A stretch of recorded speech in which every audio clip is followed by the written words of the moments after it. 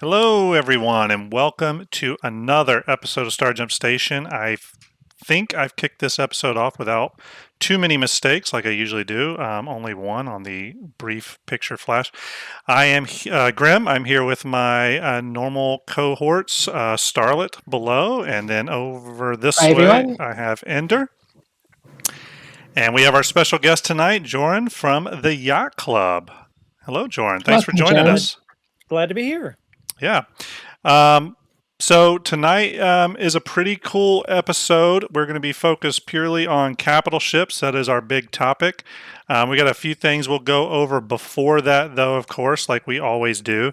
I do realize it's probably a little bit of a crazy night to attempt a stream like this because it is a very big streamer night. Everyone's playing Jump Town. And Ender, I think you said Xenothreat is live now. Is the new Xenothreat live?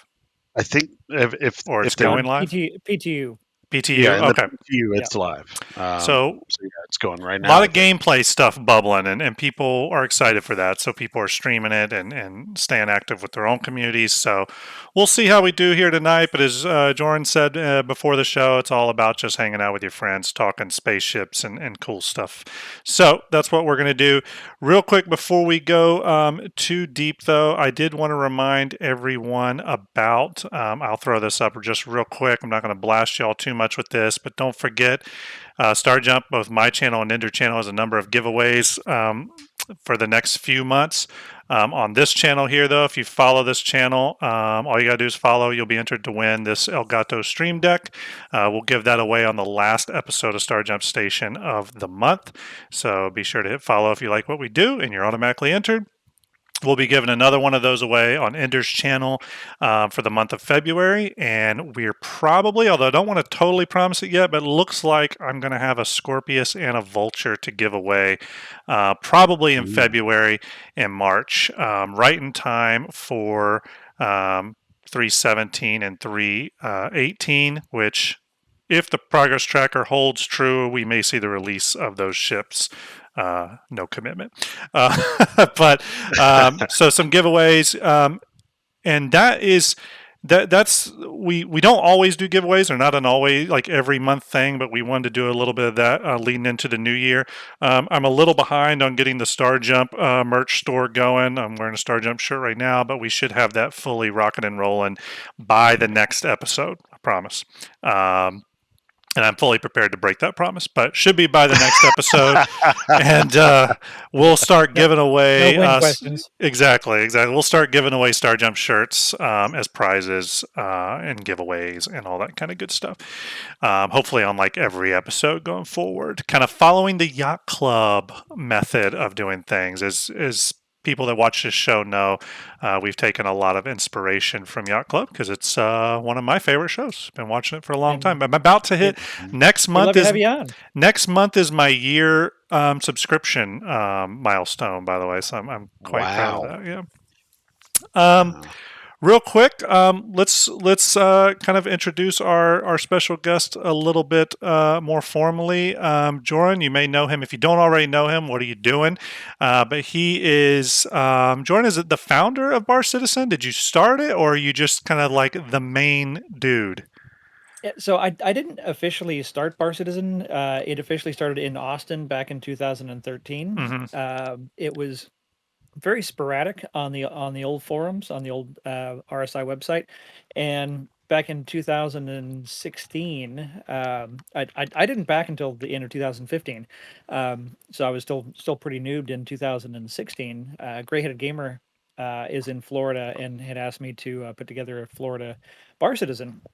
So I typical Jordan fashion, I went 150%, 500%, and tracked down a lot of people. We had one of the biggest bar citizens to date in Florida at the end of 2000 or later in 2016. We had 80 people, bunch of big streamers. DJ Knight came, Twerk 17 came.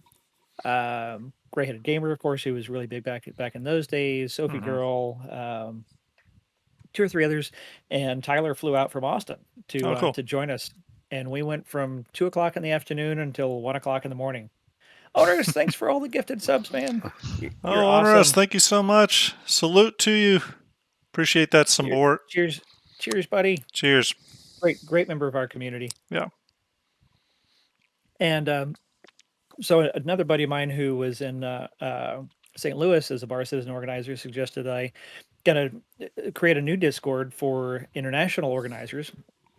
And so I brought a bunch of people together and found some other existing organizers. We found a website designer and got together and partnered with the base radio and put together the Bar Citizen website. And I have helped over 50 different regional bar citizens get started around the world.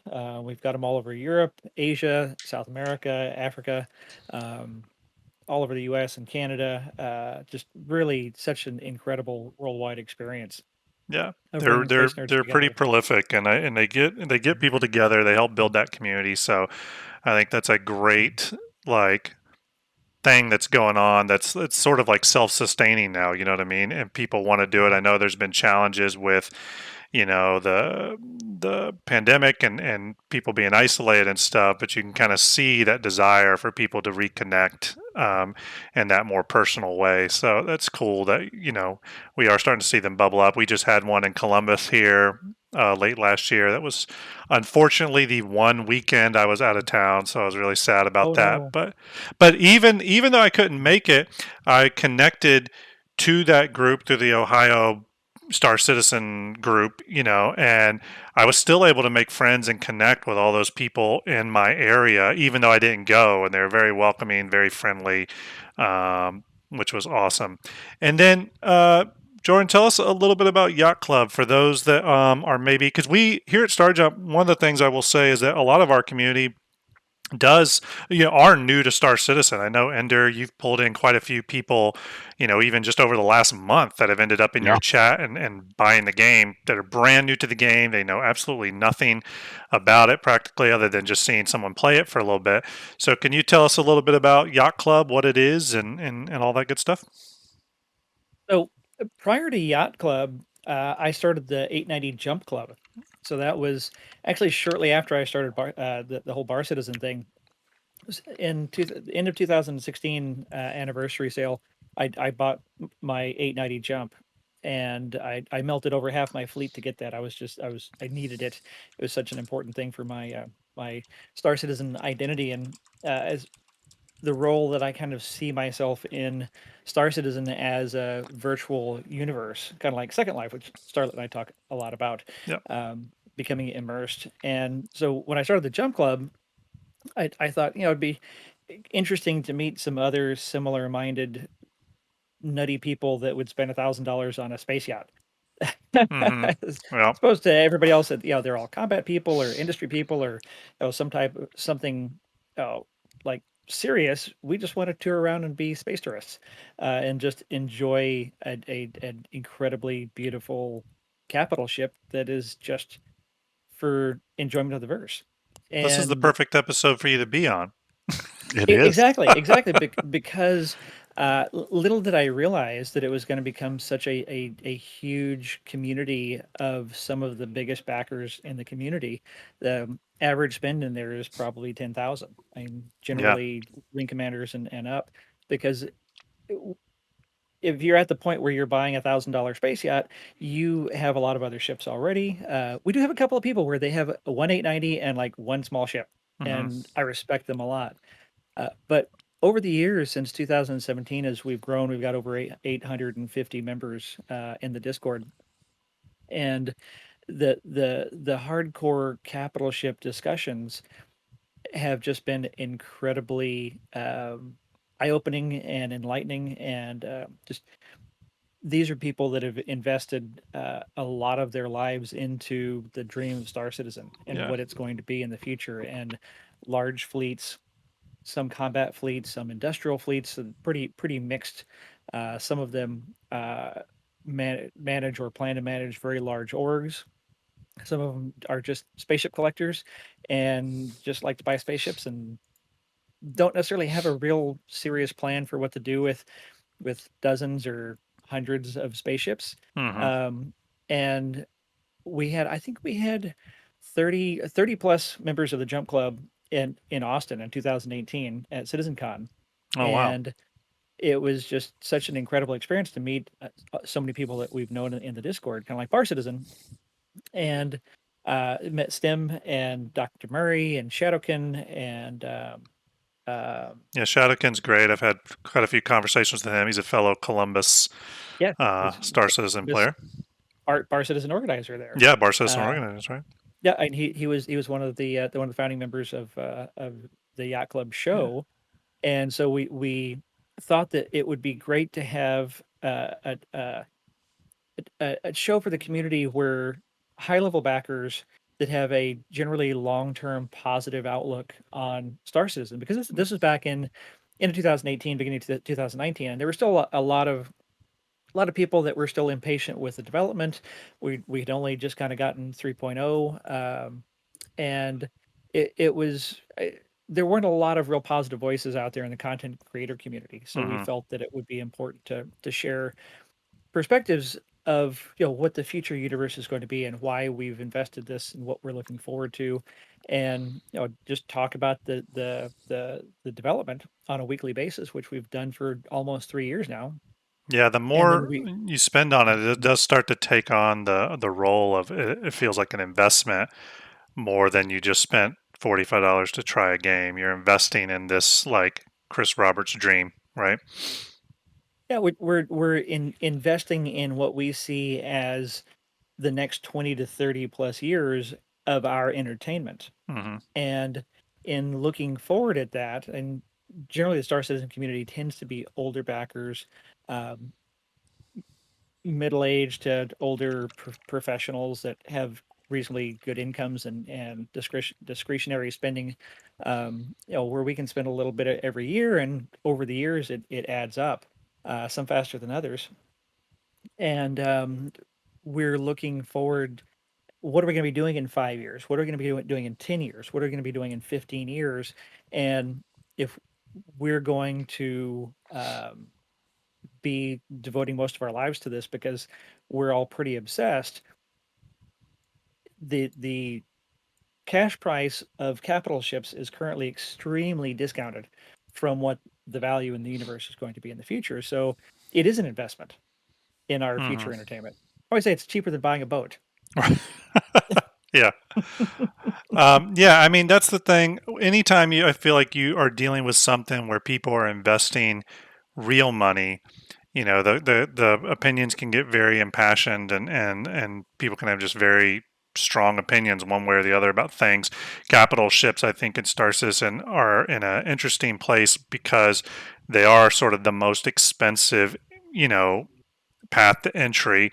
I wouldn't say path to entry, I guess, because they're not really something people buy right out the gate, but very quickly, you can see people that have only been backing the game for a month and then suddenly they're an 890 owner, or they've got an Idris or a Polaris or whatever. So, I feel like the capital ships definitely are sort of a lightning rod sometimes. I know when very interested right now in the Nautilus. So I'm doing a lot of reading on it, and I was reading an article.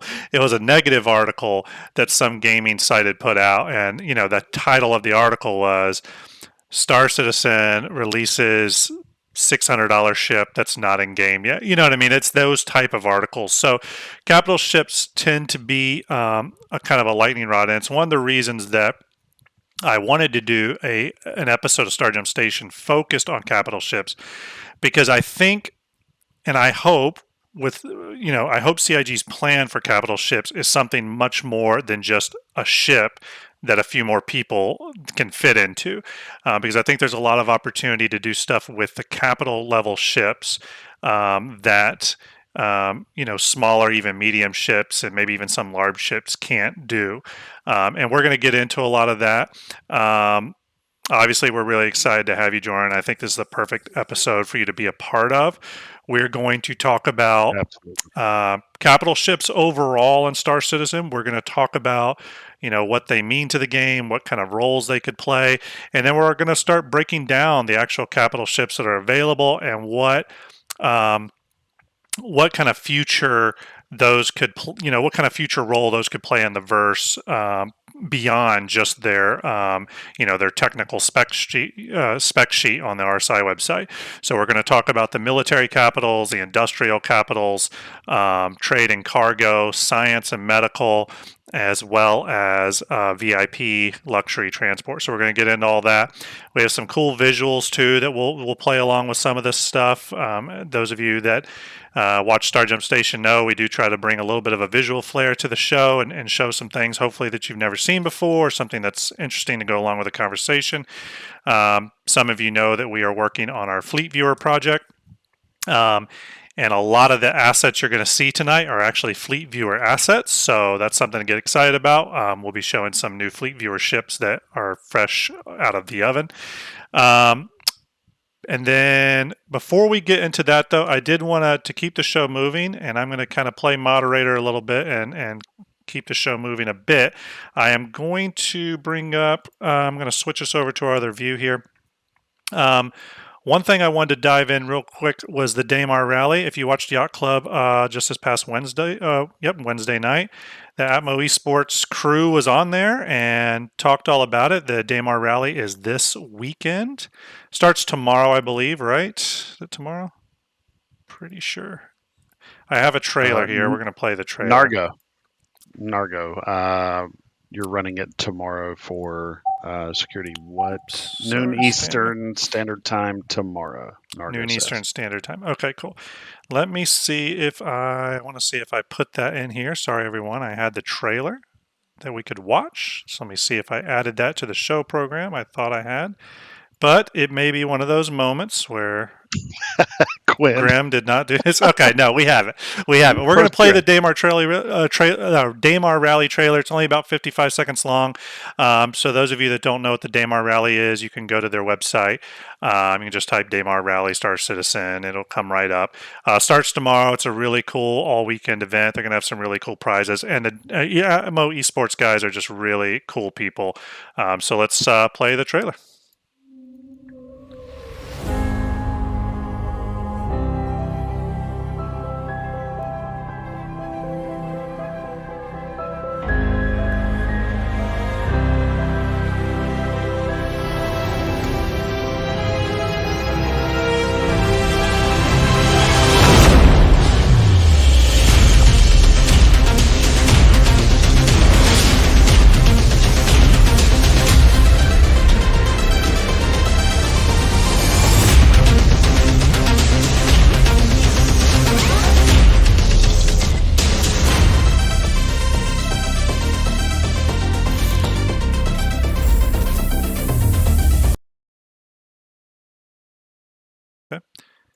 All right, we are back. That was the Daymar Rally trailer. Definitely go check out the website for more information on that. That's this weekend. It's a lot to cover, but it's really like an all-weekend event. So have a lot of fun with that. I'm pretty excited. I actually missed it last year, so I want to catch a lot of it this year. Yeah. Before we jump into our main topic, I'm going to hand it over to you, Ender. What's the latest update on your end? I think you got a little update on our very own Driztaloth and her painting. I do. But first, I just want to remind everybody that we do have a backstage. If you join our Discord, which I'm about to link here, Cool. You can join our Discord and go into the backstage. We'll pull you down into the conversation. If you have a question, comment, anything, we'll pull you into the conversation for that. Or if you have a question and don't want to speak voice-wise, that's fine. Just shoot me a DM or throw a question in the brackets, and I will grab it and throw it in our backstage here, and we'll get to it. My wife, Driztaloth, has been painting. Most of you guys got to see her Anvil era that she did, that she sold. But she finished a Saber Raven. Let me see if I can get this good here. Let me get some stuff out of my way. Of course, it's green. But she did a Saber Raven in Art Court, flying in Art Court. And she has finished painting it. She's waiting for it to dry so she can varnish it, and then she's going to auction it off. There Very will cool. be more coming about that, but we will be doing the auction, I think, in her Discord. We're going to have to do a Driz interview at some point on painting. 1,000%. Yep. Real quick, everyone, before we move on to the next, to our main topic, I did just want to, because I forgot to throw it up.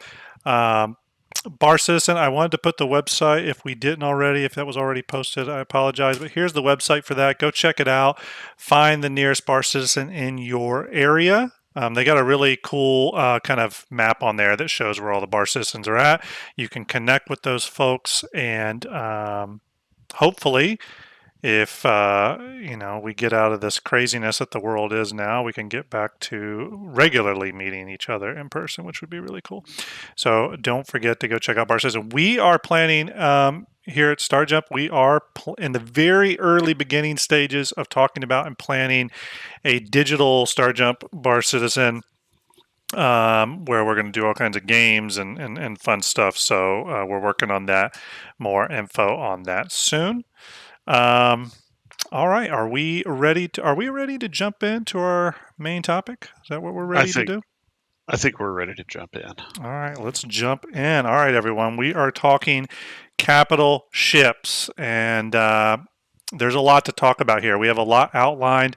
Again, like Ender said, if you have a question or something you want to broach while on the subject, just go into the backstage area, put your question in brackets. But remember, try to keep it a little bit on topic just so we can keep the flow of the show going. It's probably not the time to ask, the state of the balance of your favorite single seat fighter. We're talking all things capital ships tonight. So, essentially, the way this works when we do these topic based episodes is a lot of times I will pose a question and maybe I'll read, a brief blurb directly from maybe something that CIG has put out or kind of what's out there in the Star Citizen universe, and then we can kind of riff off of that and make our own questions and comments in relation to that. So I just think those are sometimes good conversation starters. And then as we get going, I'm essentially, and this is for Starlet, Jorunn, and Ender, I'm essentially just going to pose some questions and we can kind of let those questions take our conversation where it needs to go. But I think we need to first start with essentially what is a capital ship in the world of Star Citizen, right? So let me go ahead and read this brief description and we'll kind of go from there. So capital ships in Star Citizen are huge ships that are often but not exclusively over 150 meters in length. As a matter of fact, I think that's probably iffy at this point, and require a significant investment in time or crew to maintain, let alone run. The crew needs to be skilled in many areas to effectively operate these colossal ships and often need a small fleet of supporting ships to keep them in the best condition or out of harm's way. While these ships are not designed for the casual individual player, they will offer a unique gameplay experience to those dedicated crew who put in the time and resources. So, what we're saying here are capital ships are ships that, by and large, in the most simplest form, the most simplest descriptor, I guess, they're group ships. These are, in my opinion, the equivalent. If you were playing an MMO, these are the equivalents of dungeons or raids. And while you're not fighting bosses and looting, a treasure chest at the end, they are still something much like a raid in WoW that you have to organize a group of people, assign people roles, and only when everyone is operating within that role can you effectively execute on the operation of the ship. I'm going to hand it over to you three. What do you have a differing opinion on capital ships, just from a broad kind of very top level description? Like, do you feel like they're a different thing, or do you feel like that descriptor kind of nails what they are in Star Citizen's world, at least?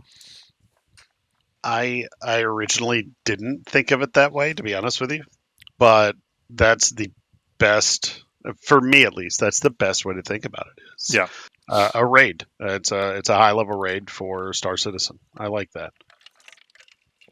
yeah. I mean, in many ways, if you think about it, like if you were doing a raid in WoW, before raid time, that week before, you're gathering resources, you're getting prepped for it. And I could see a big capital ship excursion into Pyro or something. I could see your org for a few days before that, gathering medical supplies, getting whatever cargo they need ready to be loaded into it.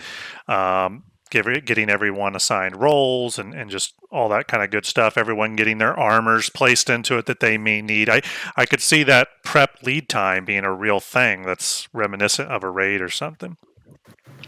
Especially Totally. with the physical inventory that we have now. Yeah, yeah.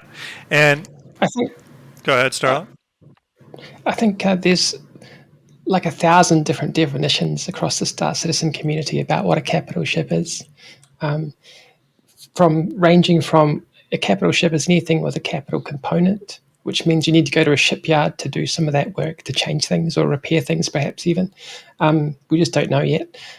Through to, capital ships are only military carrier style ships. Yeah. So there's a huge range, but whatever your definition, multi-crew ships that probably require more than a group's worth of people. So we're all used to sort of MMORPGs having groups of about 5, right? Mm-hmm. So anything above that, I would say, is probably more on the capital ship side. And not to mention, Jorunn, I saw you list it in chat, but not to mention that the capital ships within Star Citizen have classes within them that we'll go over, especially once we get to the military capital ships. But the capital ships in Star Citizen, there's a huge range there, all the way from player ownable stuff And a huge controversy. Yeah, and we'll talk about Oh, please. it. Okay, so let's continue on here. There's a couple of questions here that, as we're going through all the capital ships and all the classes of capital ships and the gameplay loops that capital ships will fit into, there's a couple of questions I think we can keep top of mind, and we'll kind of keep coming back to these questions, right? So I'll kind of list a couple of them that we figured out, earlier this week, and one of those questions was, how should Quantum, which is going to be, the back end system that kind of controls everything in the verse, it's kind of the matrix behind the scenes, how should Quantum be affected, or should it be affected when it's taking capital ships into consideration, both NPC and player driven? Another question we want to kind of keep top of mind, I think as we're going through this whole discussion, is how can and should capital ships function within an org? What sort of overhead should they cause for an org, but then at the same time, what benefits should they bestow on an org just by owning 1 or 10 or 50? And I think there'll be more questions that bubble up as we go along, but I think those are 2 really good ones. And then as we get to like individual ships, I think it'll be interesting to talk a little bit about the minimum amount of players that should be used to operate one of these ships. Is there a minimum or maximum amount of AI you would need to use? How effective will that be? And the overarching question being, what is going to be required from the average player to effectively run a capital ship? So again, we're going to get onto all that. We're going to start, though, by going into, because we do need to kind of parse these ships out a little bit and get some organization to this, because there's a lot of ships. A lot of them have different roles and stuff. So in order to kind of get through them in an organized way, we're going to start with military capital ships, okay? So I'm going to send this out to, I'll probably send this one out to both Ender and Jorunn first. And I'm going to ask, what role do capital ships play in military and, or let's put a big slash there, militia gameplay operations? How do you see military or combat focused orgs employing capital ships? And what is the role of the capital ship within an org like that? You're starting with the biggest. We're category starting of with the capital ships. biggest one, yeah. And then we're going to filter down to the smallest. and the most complex and diverse Yeah. topic in the verse. Yeah. Because there's so many roles for capital ships, from Polaris to Idris to Javelin to Kraken, and as Narga was saying, it's like most of these are going to take an org to run them. Yeah. The Polaris as supposedly the smallest military capital ship, in which they said that it's definitely going to be growing. I've always thought that the Polaris is probably going to end up in the 170 to 180 meter range, Yeah. and they I did think confirm John that it's going to Crew be. stated on one of the previous, I think even the most recent CitizenCon or something, he did say it's still sub 200, but it is over 155. So I think you're probably right. And getting the capital components. I, Yep. I think one of the biggest questions that we all have is how effective our NPC crew is going to be, and that's been a subject of research and parsing and analysis of every word that Tony Z and Todd Pappy and Dan Truffin have ever said about NPCs, and we don't have nearly as much information as we'd like, but it tends to indicate, and what Tony Z has kind of and also Dan Truffin have related it to, is that they're developing the NPC AI to be fully autonomous to run capital ships in Squadron 42 is the goal. Right. And all of those stations in a Javelin, from the gunners to the navigators, the pilots, the power station crews, engineers, damage control, um, every station on that ship will be operable by players or NPCs.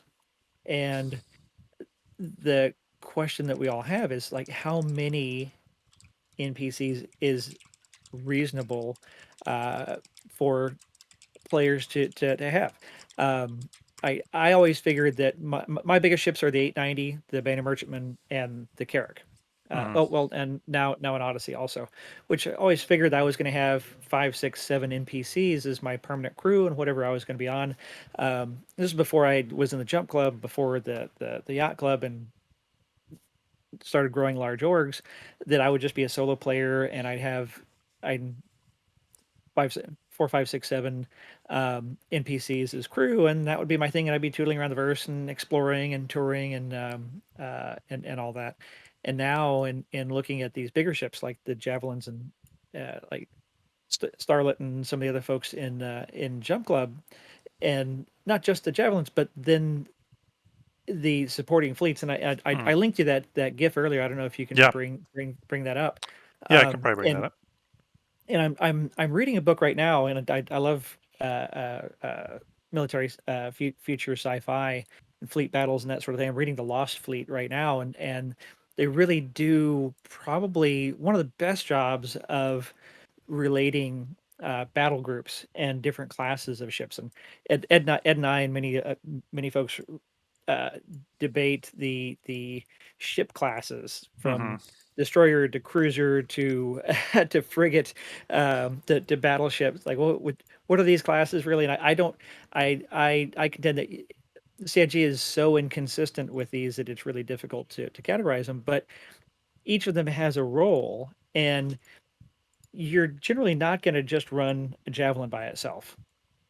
You're Yeah. certainly not going to want to solo a javelin with 60 or 70 NPCs. Which it's probably possible to do that, but it's not going to be very efficient, and you're going to have a lot of weak areas. Hmm. You're probably going to want to have a battle group with a javelin, some carriers, either Idris or Kraken, to be able to carry some fighters, fighter support screens.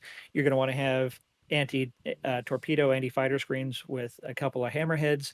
Uh, uh, some additional support class. You're going to be having not just your primary large capital ship, but those support ships as well. And So, you have to wonder too, because of Squadron 42, obviously it is a game, single player game that is focused on combat essentially, and I'm sure they're developing these AI roles to handle, engineering, repair, and other functions within the ship. But when I think of AI operations in some of these capital ships, I think of it more from a combat perspective. Like I feel like if you were to program AI, I feel like it would be easier to have AI programmed to be in a turret and aim for whatever is flagged hostile and engage. You know what I mean? Versus an AI, role on something like an Orion or a ship like that. Um, and again, it probably matters more in regards to crew count. We could see some of those crew counts adjust, but I feel like combat is where we're really going to see, or any sort of the military capital ships is where we're going to see those AI probably be the most effective. Would you all agree with that? I think in some areas they will, like simple roles like turrets, but you also have to think about their 24-hour life cycles. Yeah. Everybody thinks about I'm going to have a capital ship and it's going to be in combat. Well, they're not thinking about all the hours and hours of crewing the ship, of getting to where it is that you're going, and staging and loading up, and all the day-to-day functions of a ship, just Yeah. more like in real life. People think about it more like Eve, where it's you're piloting a capital ship to a battle, you jump there, and then you have combat, and that's all anybody cares about. It's like, I want to get into the combat, like you're talking Yeah. about the raids. Okay, so you can do all this prep work, but people are thinking about like just the raid combat time, but they often don't think about all the other time leading up. And these last two patches, I think, are really the first stage of people really thinking about how complex the logistics and the planning, the food, the drink, the clothing, the weapons, the medical, all these things that you're going to have for larger crews, for NPCs and for players. Yeah. Well, and this is a question I actually wanted to ask you, Starlet.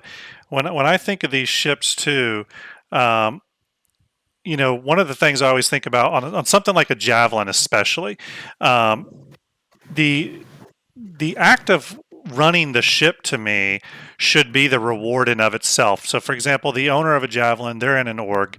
They want, let's say they want 18 of their friends to jump in the javelin that night, and they're patrolling Delamar, around Delamar in the Nyx system. And you may patrol that night and nothing happens, right? No other ships that try to approach you because you're in the javelin. It just sort of becomes a quiet night. And I really hope, again, when it comes to those multi-crew positions and ships, but I hope that there is a way that, and I hope the gameplay from those multi-crew roles like radar operator, engineer, and all that stuff, I hope they're both active enough and fun enough that crewing the ship in and of itself is the raid. That's the fun part. That's the gameplay enjoyment. Whether or not you get involved in an actual fight. But Starlet, I'd send this question over to you. And this could apply to any capital ship, but let's use the Javelin because it's up on screen right now. Why does an org need a Javelin? What type of org needs a Javelin? So or an Idris, or any sort of combat capital? I think the Javelin is to me anyway, it's the entry level ship into end game PvE. So we now know there's going to be shards. There's going to be multiple parallel universes. You won't be able to lock down a system across the entire Star Citizen, but you will be able to do within a shard maybe. So if people want to go to that system, you just change shards or something like that. We'll figure it out. So it's not going to be too much unorganized PvP, if you like, with these things. I think they're for PvE, and I think that's your entry level for sort of in-game raid level.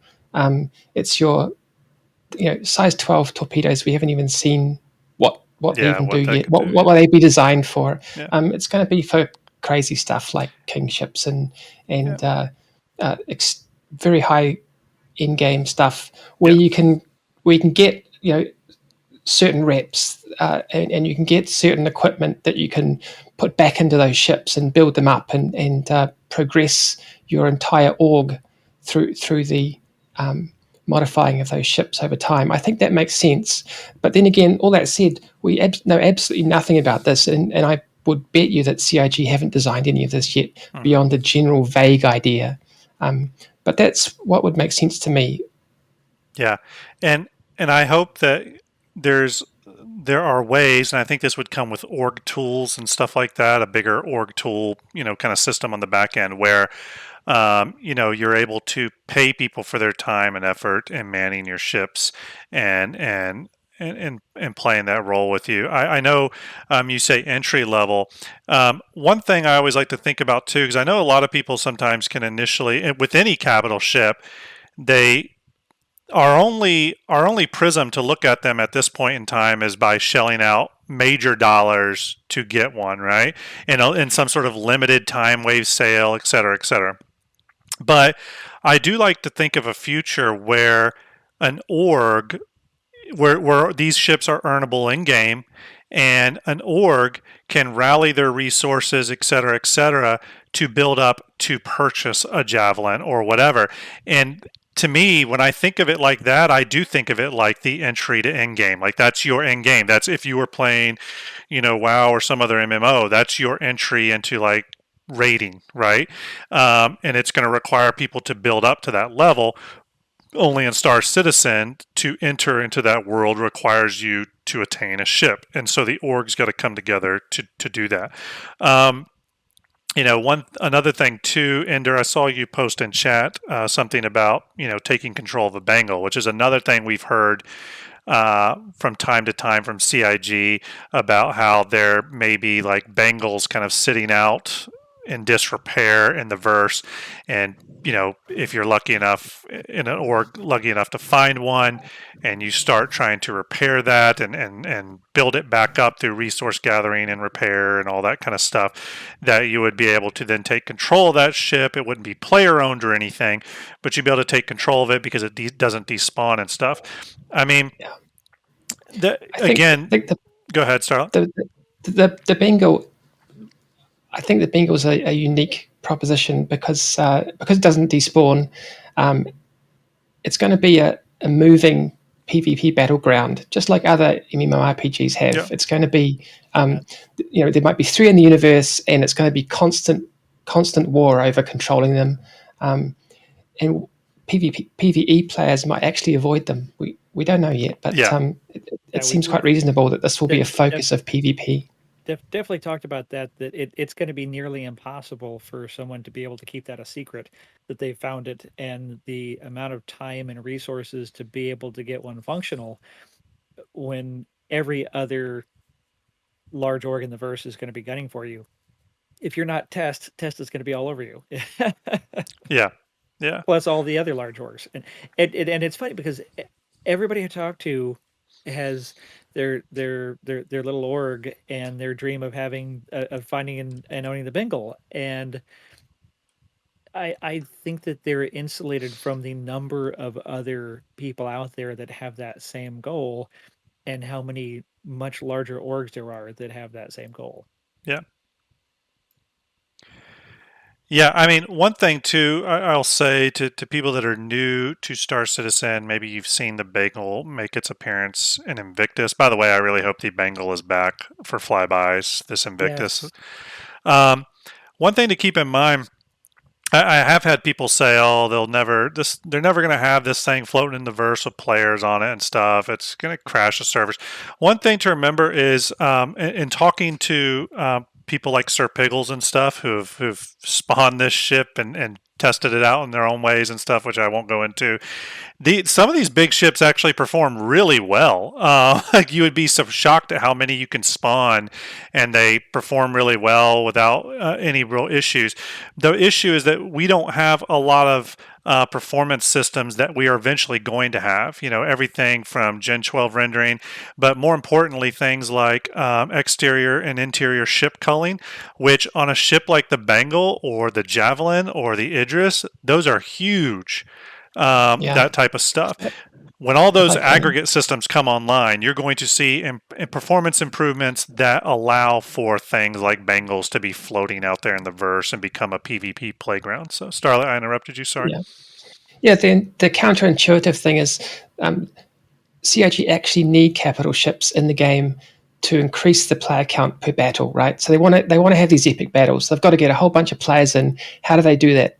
If it was 200 people all in their individual ships, that's going to be much heavier on performance than 200 people in 10 ships where you can't see the people inside the ships, right? That's true. So from a client's perspective and from a network traffic perspective, capital ships actually vastly increase the amount of players you can fit into one battle. Yeah. Ender, where do you, I mean, as someone who's obviously been in the Navy, so you have a little bit of understanding of bigger and bigger and bigger ships. What are your thoughts on military capital ships, and what type of org do you see needing a ship like this? Do you think all like military based orgs need a capital level combat ship to kind of put that presence out there, or what type of org is this ship for? And I'm talking like Idris, Polaris, Kraken, Sure. Javelin. I don't think every militia / military style org is going to need one. I think they're all going to have one, but I don't see the benefit of every one of them having it. It is a show of force. It is a, hey guys, we're here. We've got this. We're going after something big. Mm-hmm. But I don't think every org needs it. Your org of 10 people don't need to have an Idris, for example, Right. to run through and do whatever it is they're going to do. But your larger orgs, your more defense-based orgs, so an organization that maybe their entire thought process, their entire role as they've created it, is to help defend, say, planets or a planet from specific groups. Yeah. Well, actually, let me pause you there, Ender, because you bring up a really interesting point, and it kind of goes along with something in chat, but also something that's very top of mind for me, which is someone in chat said it. Amax Lou, sorry if I'm pronouncing your name right. You said something in chat that I thought was intriguing.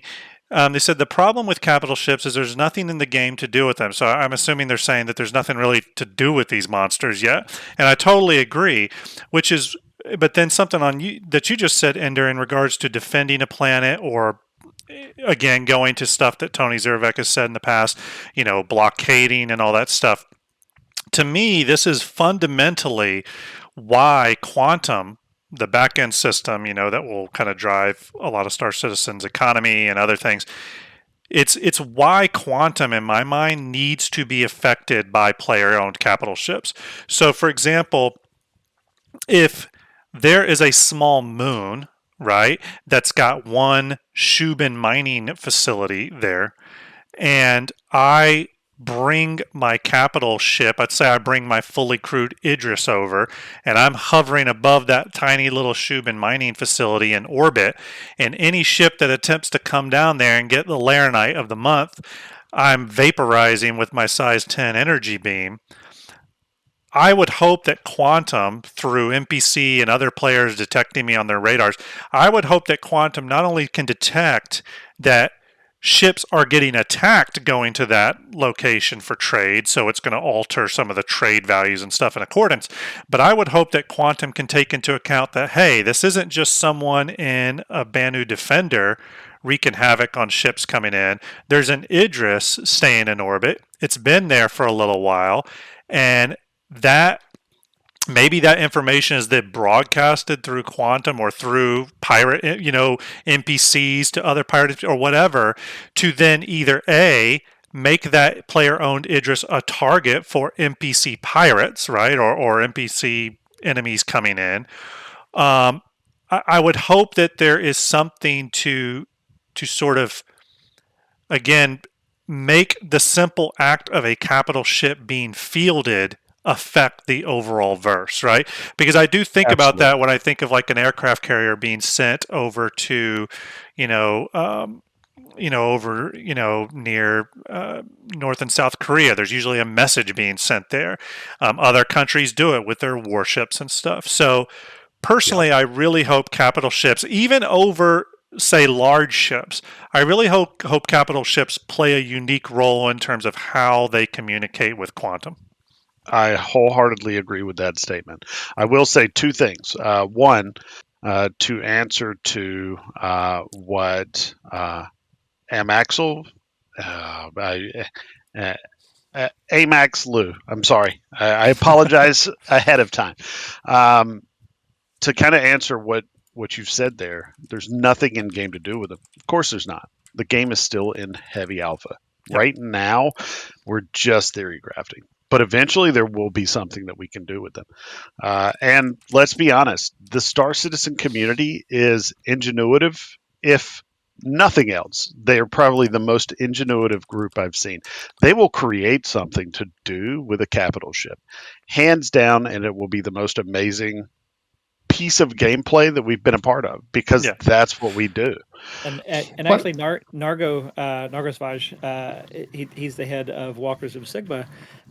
He's become one of the leading security orgs. He is one of the first and most regular people to commandeer the Idris currently in the verse, and they use them for security. So that they have NPC turret gunners, and so he can take those into PvP areas. Oh wow! And so the NPC turret gunners will be targeting criminal players. He has control of the railgun, and so last year they took. At least a half a dozen Idrises. They would have an Idris as security over Daymar Rally and some of the other events. So awesome. People can known to take javelins too. Yeah, someday. Oh yeah, that's right. He has taken the javelin. Nargos, I'm going to have to get you on the old friends list in game if I haven't already. 100%. He's a good guy to know. But that brings up something good. It's that emergent gameplay that we don't know yet, and that's going to be hard to figure out. We do have confusing. Oh, go ahead. Go into. No, go ahead. The confusing thing when we look at the game today, and they make some strange decisions, like, well, we'll change the shields so that a P-52 Merlin can slowly destroy an Idris if it wants to, or that they put a Xeno threat in that you can destroy an Idris with a single retaliator, or really quickly, just with a few size 9 torpedoes, perhaps. Yeah. So these are strange decisions I don't really understand. They're not really showing what I would expect capital ships are capable of. Yeah. But I do remember when the Idris first hit, maybe it was Evocati, before we saw it in PTU, there was rumors of it taking 50 people on a server to take down the Idris in that version of Star Citizen. And that's that feels like what a capital ship should be. They need to be that. That's still their plan. So, and there's several factors that make the current alpha just complete. I hate to say completely meaningless. And real quick, really Jorunn, I'm just going to interrupt you real quick. One thing, I know we have somebody waiting in the backstage, so we're going to bring them in a minute. If you do join the backstage, don't worry, we will get to you. It may take a second, but we definitely will get to you. And Vasily will bring you in here in just a moment. Jorunn, go ahead and finish your thought, and then we're going to bring Vasily in. Yeah, I'll make it quick. So, really, performance right now, especially for capital ships, is completely meaningless.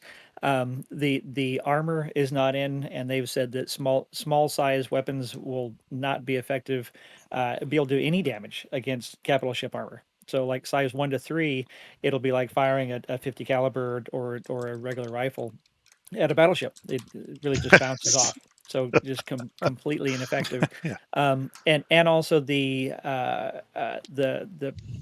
anti-torpedo fire is just not operating correctly right now because the servers suck. They're just not effective. So we're going to see very, very different performance in the future. Yeah, it's true. Ender, go ahead and bring Vasily in. All right, here we come. Hi, Vasily. How are you? Good. Hey, thanks for having me on. I appreciate it. Good to be with you guys. Yeah, glad to have you. Oh, he's muted. Give him a second. Sorry. And here we go. You got me now? Gotcha yes, sir. now. We got you. All right. What's All on right. your mind tonight, Vasily? Yeah, I'm actually a veteran of the Navy, 21 years. Yeah, I also could use a tip how I could cut my echo down. Mute for now your stream, and then re-mute it or reopen it when we finish here. Yeah. I'm sorry, I didn't catch that. Just mute what you're streaming. I think you've already done it, so you should be. You sound good now.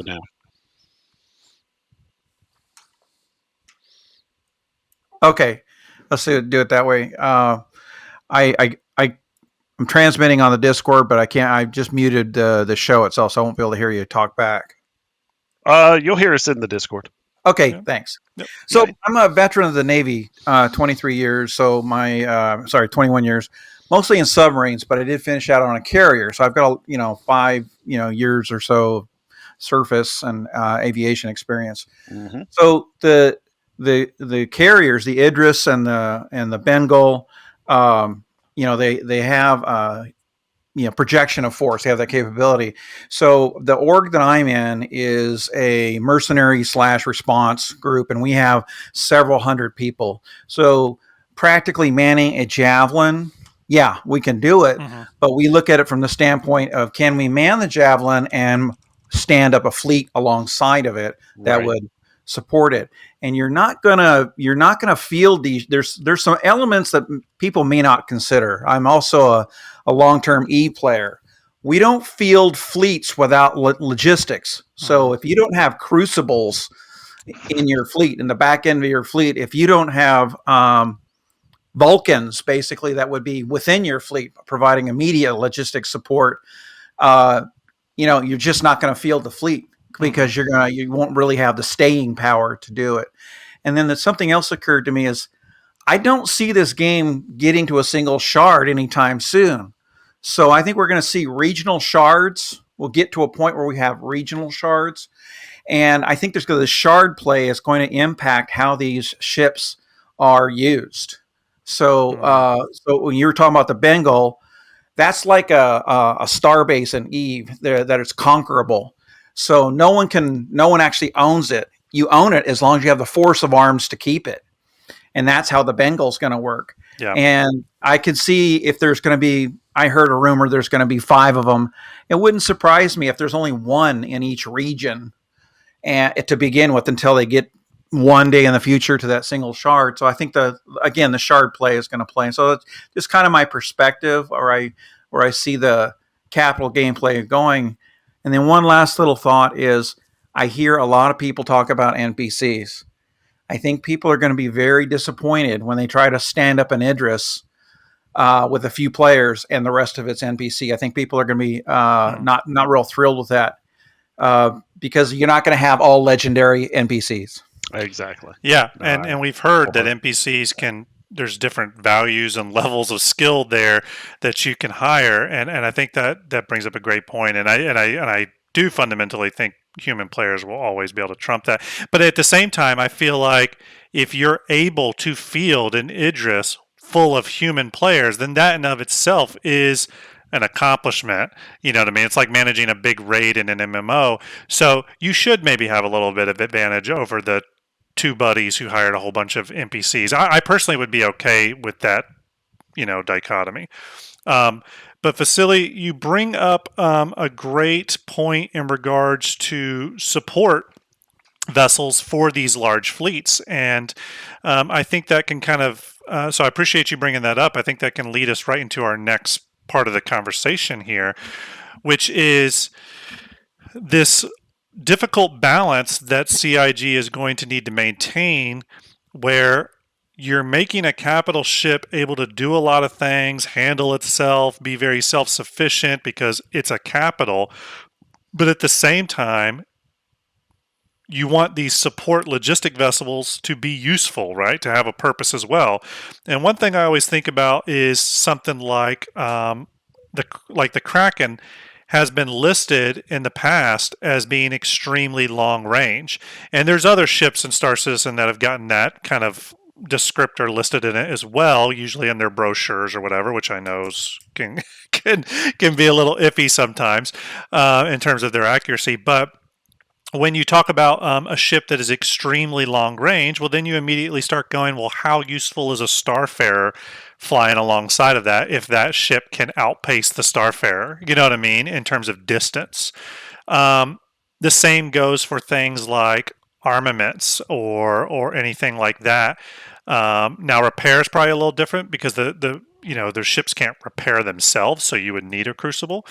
But I'll hand it over to the panel here. Thoughts on what Vasily brought up in terms of those support fleets? I mean, we have to consider the limitations of server meshing and player counts and all that stuff, but where do we see the role of support vessels supporting a capital ship? Who wants to take that? I think it depends on the capital ships. There'll be support vessels.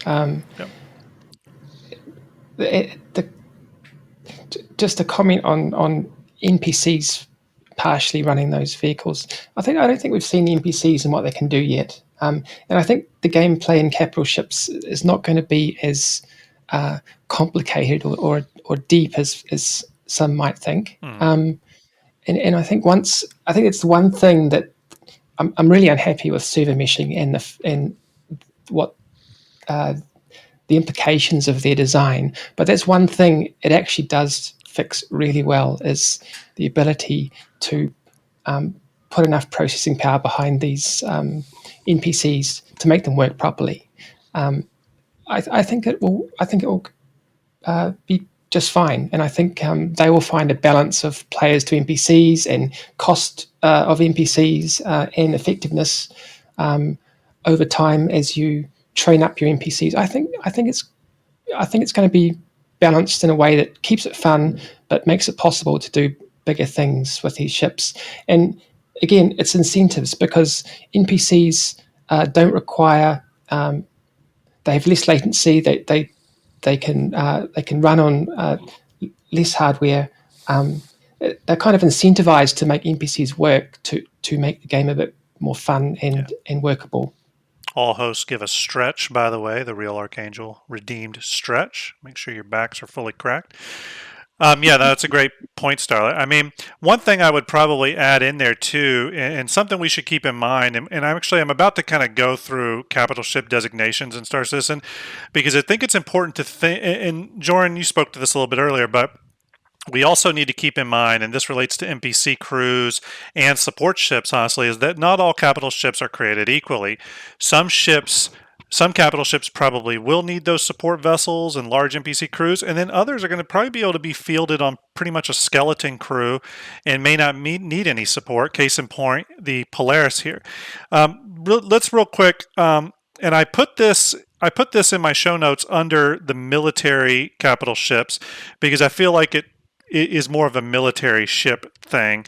And here's the current capital ship designations that I could find. These may have changed internally at CIG, or if CIG has announced changes to this, my bad. But I'll go ahead and list what I found. So starting from the smallest capital ship going all the way to the biggest monster out there. So we start with Corvette. So that's going to be like your Polaris here. Back in the early days of Star Citizen, the Idris was actually a much smaller ship and was a Corvette, but it got boosted up to a frigate, which is our next class. And when that happened, the Polaris kind of took in that Corvette role. So it goes Corvette, light frigate is the next one, then frigate, which is Idris. And then we go to Destroyer, which is Javelin. And then after Destroyer, we go to Cruiser and then Battle Cruiser. We haven't seen representations of those two ships in Star Citizen, to my knowledge.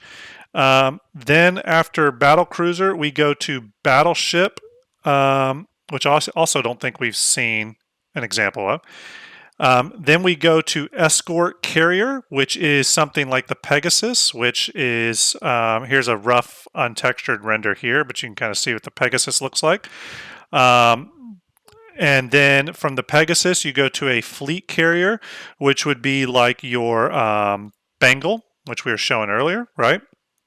And then from the fleet carrier, we go to the Super Dreadnought, which there's, I guess, only one ship that is a Super Dreadnought, and that is the Retribution, which you're seeing here. I put a Javelin and an Idris next to it just so you could see how monstrous the Retribution is. It's compensating much. compensating. It's a big time compensator. You could probably park, 15 Krakens on the top of it. I don't know. We don't really know what role things like retributions are going to play. Welcome, Captain Richard. Welcome. Captain Richard, Thanks for thank the you for raid. the Raiding with a party of Wow. 215, Captain. Hello. Just talked to Captain just a little while ago before we went live. Captain, I hope you're well. Big salute to you, sir. We are talking capital ships tonight on Starjump Station. We have our amazing guest with us, Jorunn, and a raid by Captain Richard is always welcome and appreciated. Thank you so much, Captain. Hope you had a great stream tonight. I was watching you, as you know, earlier for a bit. We chatted for a little bit, so it's nice to see you. All the cap ships. Yep, exactly. That's what we're talking about. We're talking all the ins and outs. For those of you just coming in, we're going to be showing all kinds of cool visuals in relation to capital ships. So if those interest you, stick around and welcome to the conversation. I'll always throw this up since we had some new people join. If you, let's see, do I have it up here? I may not. No, I don't. Okay, it's okay. Real quick, if you're new to the channel, all you got to do is follow the channel for your chance to win an Elgato Stream Deck. We're going to give it on the last episode of Starjump Station this month, so we're looking forward to that. All you got to do is follow the channel. We appreciate your support. Captain Richard, salute to you again, sir. Hope you are doing well. So anyways, we don't really even know what role like the Retribution is going to play ultimately in Starship 42 and Squadron 42, and if that's going to filter over into Star Citizen in any way. But I wanted to list out those capital ship designations because there's some missing ships in there that we haven't seen. And again, we don't know if those are going to make an appearance in Star Citizen per se, but within the Star Citizen lore, they exist. Now, one thing we do know is that, and CIG has said this before, that the Javelin is going to be the largest player ownable ship. They actually said that even recently. John Crew reiterated that. I think it was maybe last year's Invictus. I can't remember. And I personally think they are going to hold to that. One of the reasons I think they're going to hold to that is because I actually see them starting to downscale what they consider a capital. I think we've actually probably seen the last of the 300 meter plus capitals by CIG. If I had to guess, I could be wrong. I'm purely speculating, but I think what we're going to start seeing in the world of capitals are things like that are almost capitals or are kind of quasi capitals, sort of like the Odyssey and stuff. But we'll go into that a little bit more later. But we know the Javelin is going to be the biggest player ownable capital, and the Bengal will be in the verse. Supposedly will not be player ownable, but will be player controllable, and will be kind of a flashpoint, I think, for orgs to attempt to organize against and try to field. So, all right, we've talked a little bit about military capital ships. We've talked about, let's see here, let me look at my notes. Can I just say that Bengal looks amazing? Is that the executive Bengal? That's the executive one. That's one that's straight off the line. It just went in for refit and polish. It's all looking shined good. up. Very nice. The RSI cinematic is in pre-production right now, and the Bengal is going to have a pretty big role to play. This is the same Bengal that was in the Aegis cinematic, but it's been upgraded and a lot more texture work's been done to it.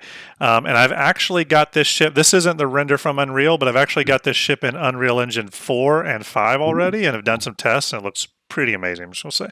Grim, I will mention that Graybeard is in the backstage. So I was let's bring Graybeard over before we move on, because our next section that we're going to get into is industrial capital ships. So before we do that, let's bring Graybeard over.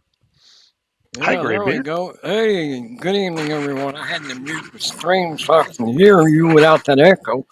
I was going to say, along with the previous speaker, that I had done logistics in EVE Online as well. And when you are tasked with the job to protect, say, the capital shifts, you have to be on the ball because you're basically a healer. You know, you're keeping the capitals from dying, so that way they can do their job. Yep. Exactly. I mean, all those logistics ships are going to be what they should be is the lifeblood to a capital. If you take into account something like an aircraft carrier out to sea, if you don't have refueling ships probably within a couple of days, journey to get to them and refueling them, and in the case of a carrier, obviously it's nuclear, but I'm saying that some of those ships that are still, diesel powered and stuff, submarines and stuff, without fuel, they don't go anywhere. If they're not repaired, they don't go anywhere. In the case of a lot of Navy vessels, if there's not food on board, they're not going anywhere, et cetera, et cetera. So yeah, absolutely, Exactly. Graybeard. And another thing too, you talked about preparations for a raid. I used to play a while myself. You have got to have your stuff together. Yeah. Your Yeah. food, your flask, your armor, your weapons, everything. Together, because you screw up one little thing, you can wipe the whole raid or fleet out completely. Yeah. It only takes one mistake. Yeah, it's a great point, and that kind of goes into other conversations we've had about physical inventory and all that stuff, and kind of leads into what you were talking about, Starlet, in regards to time to kill on these ships and how hardened should they be, especially from like small pesky fighters.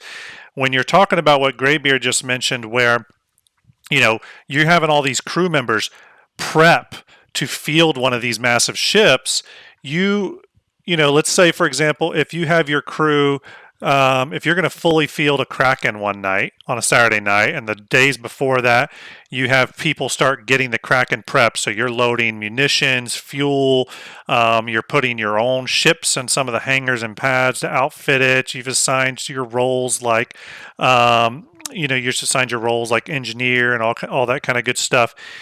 And then especially once you start pulling in that crew, and they're going to bring, their heavy armor suit in case you get boarding party that tries to attack the ship. They're going to bring weapons. They're going to bring food, supplies, whatever. You're going to want that ship to be hardened enough that people feel comfortable putting all their stuff on it, even maybe a day in advance or whatever, so that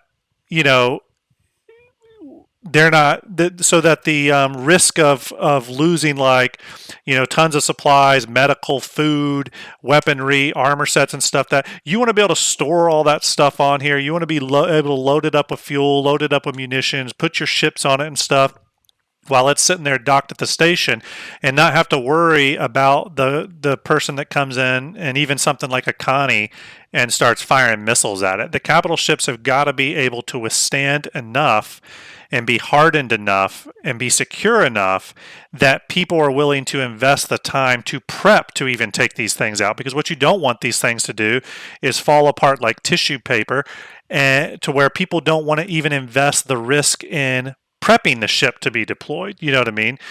Because people are always going to take the path of least resistance. And if the path of least resistance is to just pull out, for example, 10 Redeemers over instead of a fully fielded, Kraken or a fully fielded Idris or something, then that could be a problem for the future of these ships. One last thing before we move off, and again, just to keep us moving, one last thing before we move off military capitals. Ender, this was a question you had posed. I thought it was a really good one, especially in light of things like Jumptown and Xenothreat and Ninetales and stuff going on. Is how will the release of capital ships, especially combat-focused capital ships, affect gameplay events like that? Does anyone on the panel want to take that?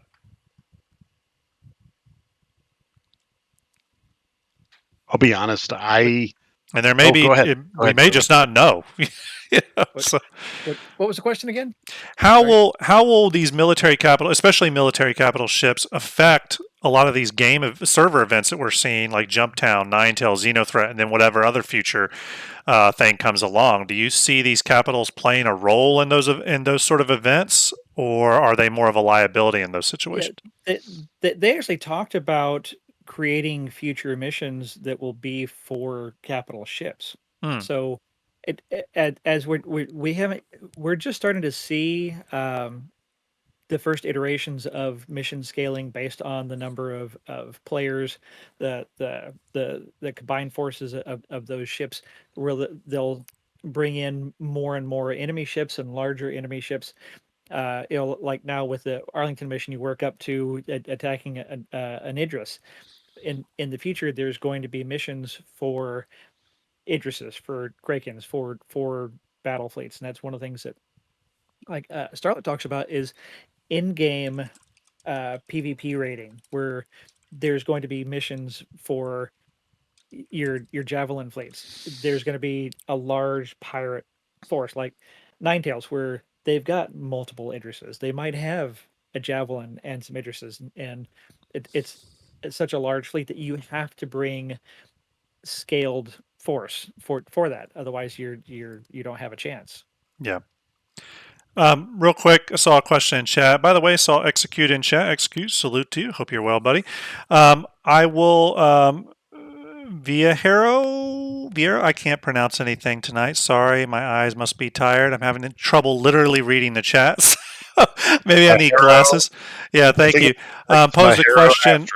Thank you, Ender. On the javelin specifically, asking about the front spikes there.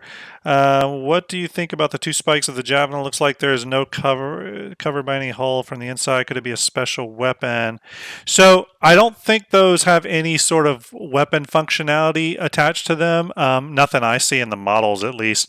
But those two holes there that you see set inside those two spikes are the holes for the size, is it size 12 torpedoes? 12, yeah, size 12. Monsters, yeah. So that's where those launch. So when the javelin spins back around here, you'll see two torpedo tubes right there, and that's where those size 12s come out of. So that's not a ship you want to be in front of. I think they're larger than a person. You can sort of EVA up to them, and they're bigger than your character. Very cool. Okay, so I'm going to keep us moving here because we still have a lot to cover. We're going to move on into industrial capital ships. So what are industrial capital ships? So industrial capital ships, the two ships I put in that category. Now, there's some bleed over sometimes with this when it comes to components, because the Kraken, for example, has industrial components in it, not military components. But in all the descriptors for the Kraken, it's listed as a militia's best friend, a militia's HQ.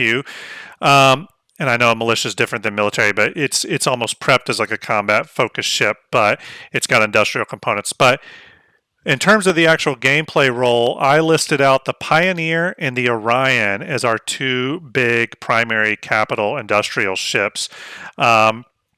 Let me go ahead and throw up for those. And again, we do have a lot of new people sometimes to Star Citizen that join the Starjump Station chat. So let's talk a little bit about industrial gameplay and how capital ships could play a real role in there. And I think the first ship to focus on in that regard would be the Pioneer. The Pioneer is unique in that it is Star Citizen's only outpost construction ship, base building, all that kind of stuff. So, who wants to take, Sure. Yeah, who wants to take it either on Pioneer or just industrial gameplay loops and capitals? I can take the Pioneer. Yeah. I think the Pioneer is going to be as good as the bases it can build. And it used to be the only way to build a base. They've relaxed on that. So you will be able to build bases with prefabs that you can bring in from other places. You can buy them pre-made. But this is the only one that can kind of 3D print them, apparently. We know so little about it, but the narrative is amazing. The sort of dream of the ship is amazing and fun. So it's quite a desirable ship to have at the moment, just for the dream. Yeah. Yeah. There's a lot of unknowns about this. I do think the Pioneer is interesting in that they have started dropping some hints. Well, maybe not hints, but maybe little peeks in the window of base building. I thought that was interesting.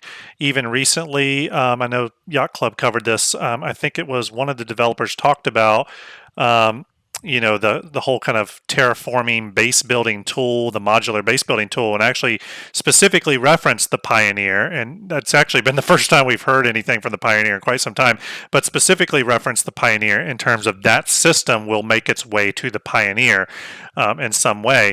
And specifically with the Pioneer and the Orion, with the Orion being a mining refining vessel, and we'll talk about that a little bit more, there's smaller options there, right? There's the Prospector, there's the Mole, etc. But with the Pioneer, the only option for outpost construction is capital size. There's nothing smaller. There's not like a larger or a medium ship that can play a part in this role other than those ships just bringing supplies to a place. And I think manually constructing outposts, I think that's going to be a thing. We don't totally know. Bringing the Yeah, modular components. Bringing the modular components, yeah. Yeah, they could definitely add more ships in the space. Yeah. Well, I was going to ask, do you feel like the Pioneer's unique abilities should be limited to a ship of capital size? Like, does it warrant that, or do you feel like there's room for smaller ship classes to be able to play that gameplay loop? I think the smaller ship classes should probably bring in prefabricated items. Yeah, that would make sense to me.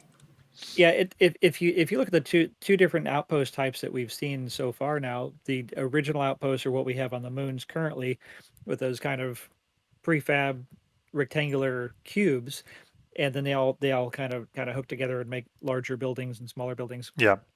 And initially, when the Pioneer was released, it was going to have those prefab cubes and put them together, and drop them. And then when we've now seen the new style of colonial outposts in Pyro from the CitizenCon demo, they kind of went back and retconned that it's actually going to print and create different styles, and which I actually like. I think that's kind of cool, personally.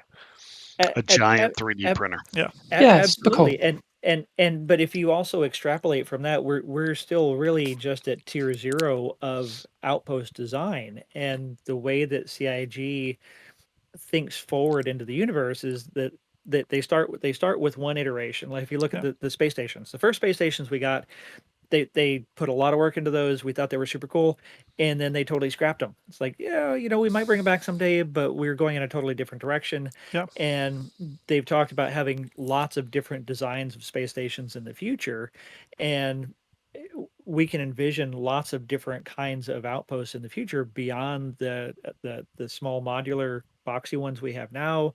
The colonial outposts, I expect that we're probably going to have many different styles of outposts over the future years and decades in Star Citizen. Yeah. And the Pioneer will be able to create those. The Starfarer original concept art actually showed it dropping outpost modules. Yeah, but that's all changed, right? Yeah. Starlet was saying, other ships will be able to carry the prefab outpost modules and drop those. Yeah.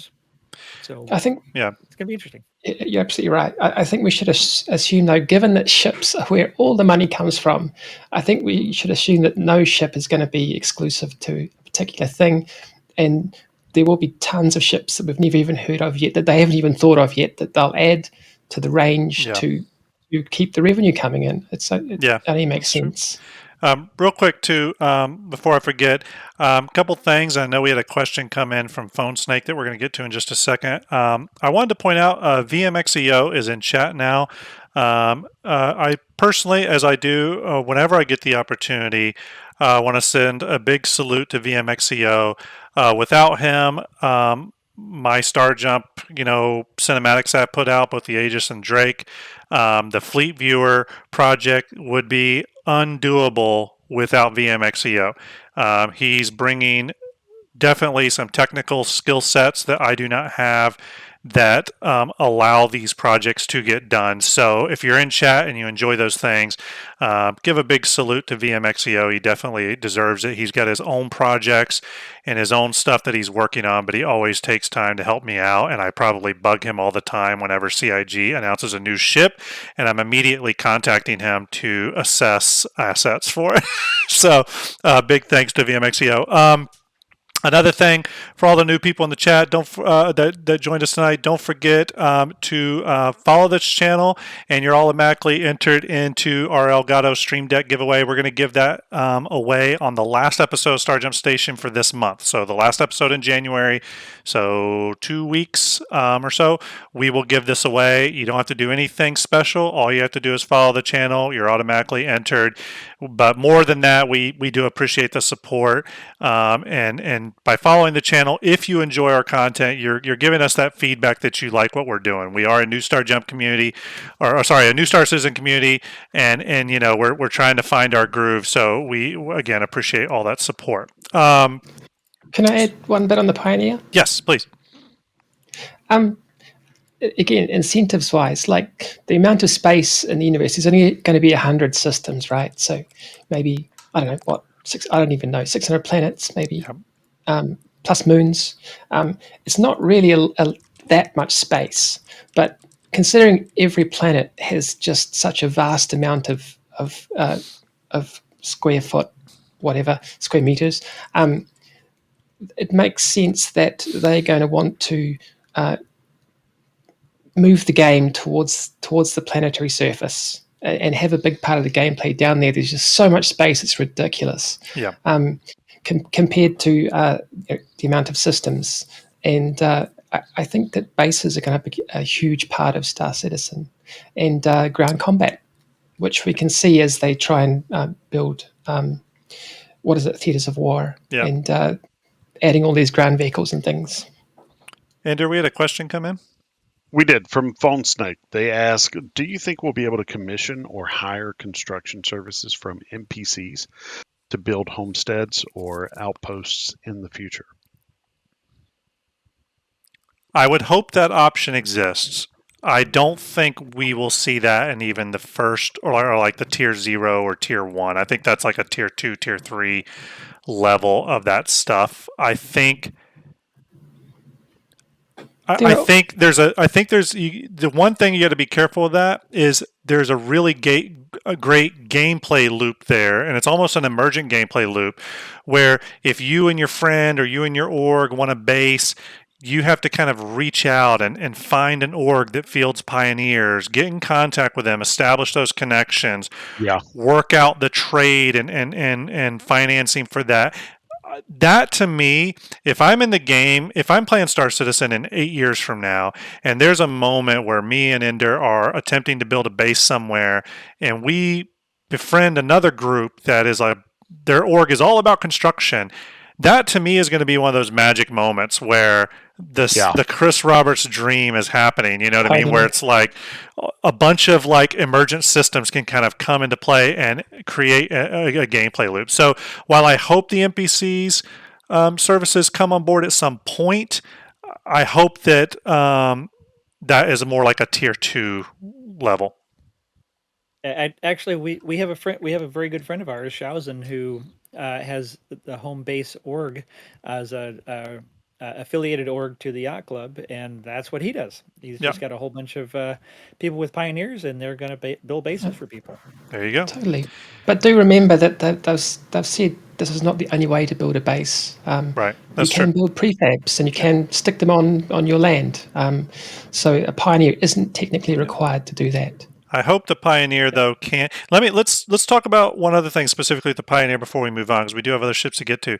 One interesting thing about the Pioneer that I hope changes about it is I hope that it turns in, and maybe it's this way, but I really hope that the ship can hover and produce those things and drop them. Primarily because the Pioneer is I know it very familiar because I've worked on its model quite a bit for the Fleet Viewer project. it not only is it a big ship, it is a ship with a massive footprint. So where its landing gears are at and stuff are huge. I can't even fathom where you're going to find an area on a planet that's flat enough to land this monster. And then not only that, but the ship unfolds. What you're seeing here is it in its smallest footprint form. It actually gets almost twice as wide as it is now, and that arm on the port side folds out 90 degrees, at least currently designed. It could change. But so the actual area of land would probably need to be like terraformed first. I think Nargos just said that. Yeah, exactly. So I think you would almost, maybe that is the first step. You have to create a landing zone for the Pioneer. But it is a massive ship. It is massive. Real quick, though, I'm going to keep us moving. We're going to go to the other industrial ship, and that is a ship that I see a lot of people talk about. They're really excited for this ship, and I believe it's on the progress tracker to go through the concept teams again this year, and that is the Orion. I do want to point something out about the Orion here. I'm going to go real quick, full frame on this Orion animation. I am constantly told, by the way, by many people, that the Orion central area does not spin like I have it. Well, I did a lot of research, and CIG has documentation out there that does state that those things spin.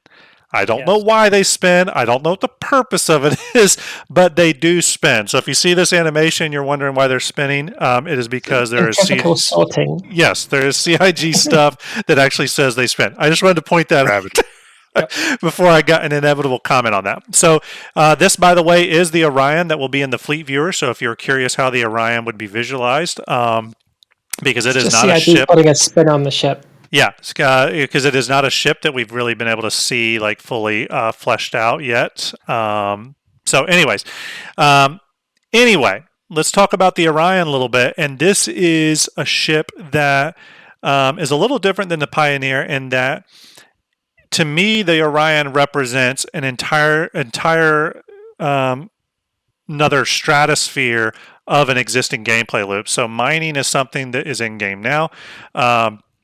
It is something that you can do with all the way down from a hand tool to the rock DS, to the prospector, to the mole. What does a ship like the Orion? What is its purpose in an org or for the average player? Why would you opt for a capital level mining ship? Who wants to take that? I can. Biggest money printer in the game. Biggest money printer in the game.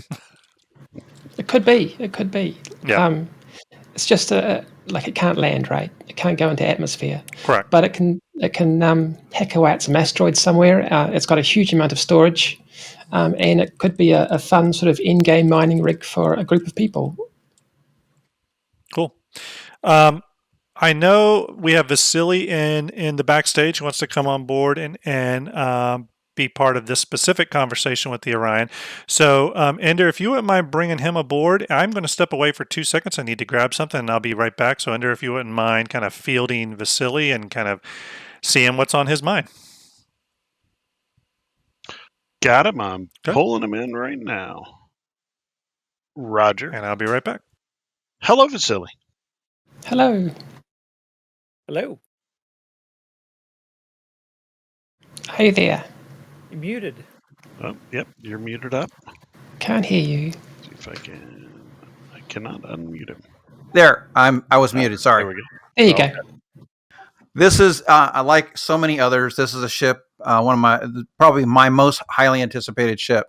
So, and this is the gameplay that I want to do, and it's gameplay I've done in Eve for years. And so what I want to approach, I am hoping to get your guys' feedback, see what you might think of this. I was am a multi-boxer in Eve. I could field 12 accounts simultaneously with no automation. I did all manual input. So on each of my mining ships, and my largest ship was a Rorqual. I had a capital industrial ship. So it would be the Eve counterpart to this. It was called a Rorqual. And so my intent, my hope is to multi-box this ship as well. I have successfully multi-boxed the Mole. I've got video on it. And there are a few people out there that do it. I have a friend, an Eve friend, who's been multi-boxing. So between the two of us, I think we can easily completely crew this thing and do it by multi-box operation. So I just wanted to throw that out there as a thought and see what you guys might think of that. Yeah, it seems reasonable. I used to multi-box in other games, but I tried to multi-box in Star Citizen, and I found it quite unpleasant. Like, it's just not fun for me, and I don't know quite why that is, because it used to be fun in other games. But I was thinking in the mining aspect of this ship, I think I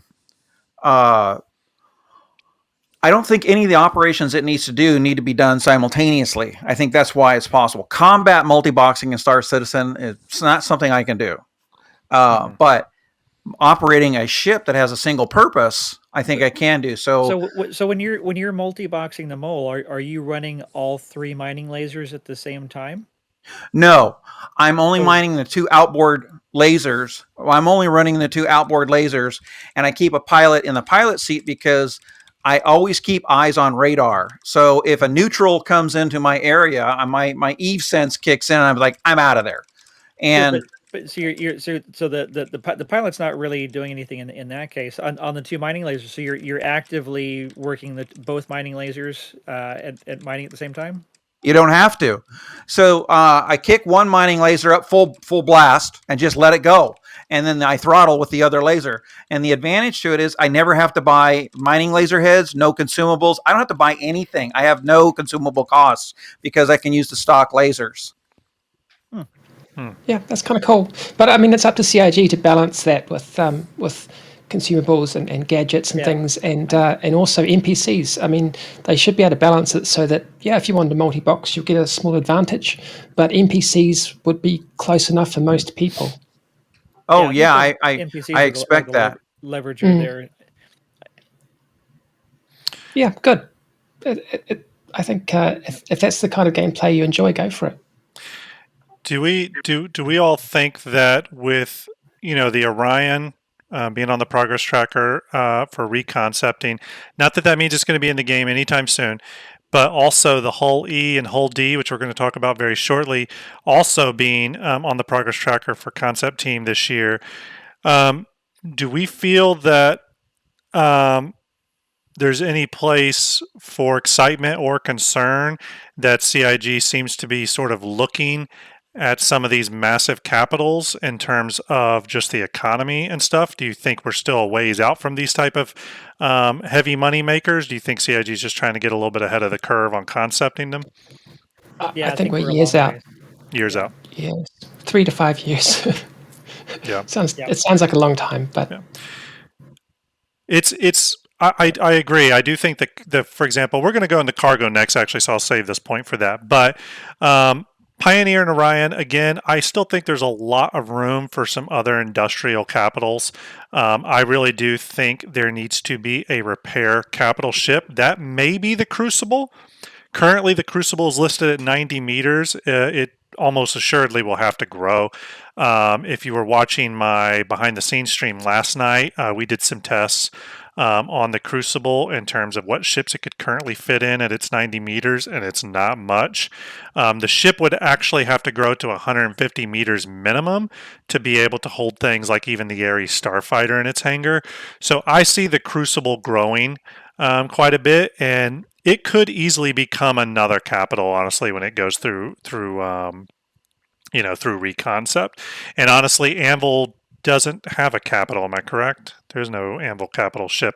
I know the Liberator kind of brushes up, but it's not a true capital. I think Anvil is Javelin, and no, that's Aegis. Aegis. Aegis. What am I saying? Yeah. Oh my goodness! Javelin. You're now out of the Javelin Club, Starlet. I mean, all the other Javelin owners out there are very disappointed in you. Very disappointed in you. Oh my god! Oh. Now it started with A, all right? Correct me if I'm It's wrong. A something. Correct me if I'm wrong. Yeah. But the Super Liberator is capital class, right? The Super Liberator is Retribution. That's Super Dreadnought class. Super yes. Liberator would be.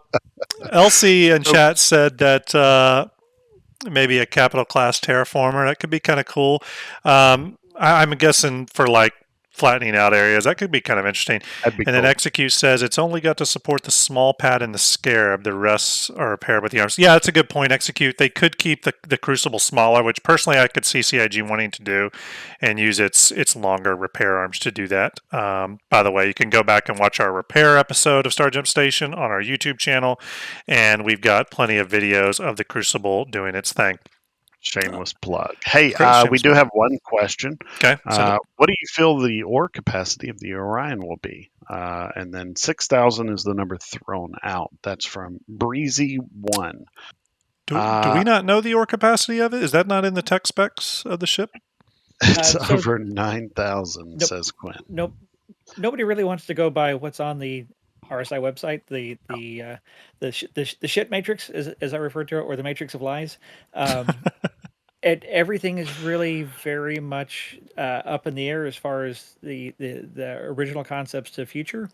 The original Orion was concepted at 170 meters, and then during concepting, when was it? 2017. They were messing around with it, and they said it's like, we think it should be bigger. We're just going to stretch it out and double it in size. And so so that was the last we heard. It was going to be 340 meters. And we don't really know what the cargo capacity is going to be, other than maybe comparing it to, say, a hull C, which also has three similar size spokes for cargo, which is 4,000 SCU, ballparkish, according to John Crew, it still is. Yeah. Well, might be more, somewhere between a hull C and a hull D. That is an important factor for people to consider. If you really want to have an Orion, you want to keep it mining 24/7. You don't want to take it on a cargo run, so you're going to fill up all those cargo containers. You're going to transfer them over to a hull C or hull D and ship them out, replace them with empties, and just keep it filling. So you need to have cargo running, escorts. You want to protect your mining operations, possibly Nautiluses to mine your area to protect it, area denial. Hashtag Nautilus 2022. Yep. It's coming this year, folks. I'm telling you. I'm telling you. And you can buy all these ships and games. You don't have to go and buy them yet. Absolutely right. And actually, because there's so much change ahead, we don't know how these game loops will play out. We don't know how these ships will play out. Just keep an option to it, or keep a CCU to it, or keep something in your buybacks. And you don't need it today. Exactly. And don't forget, capital ships do make a great in-game goal for people and orgs. Don't worry. I know certain ships like, the Pioneer and stuff are limited now, but when those are purchasable in game, that is going to be a great in-game thing for you to earn and a great goal. Okay, so they're going to be attainable. By the way, real quick thing on my Nautilus. I'm part of Starjump, so I can plug this as much as I want. I'm telling you, Nautilus 2022. It's coming this year.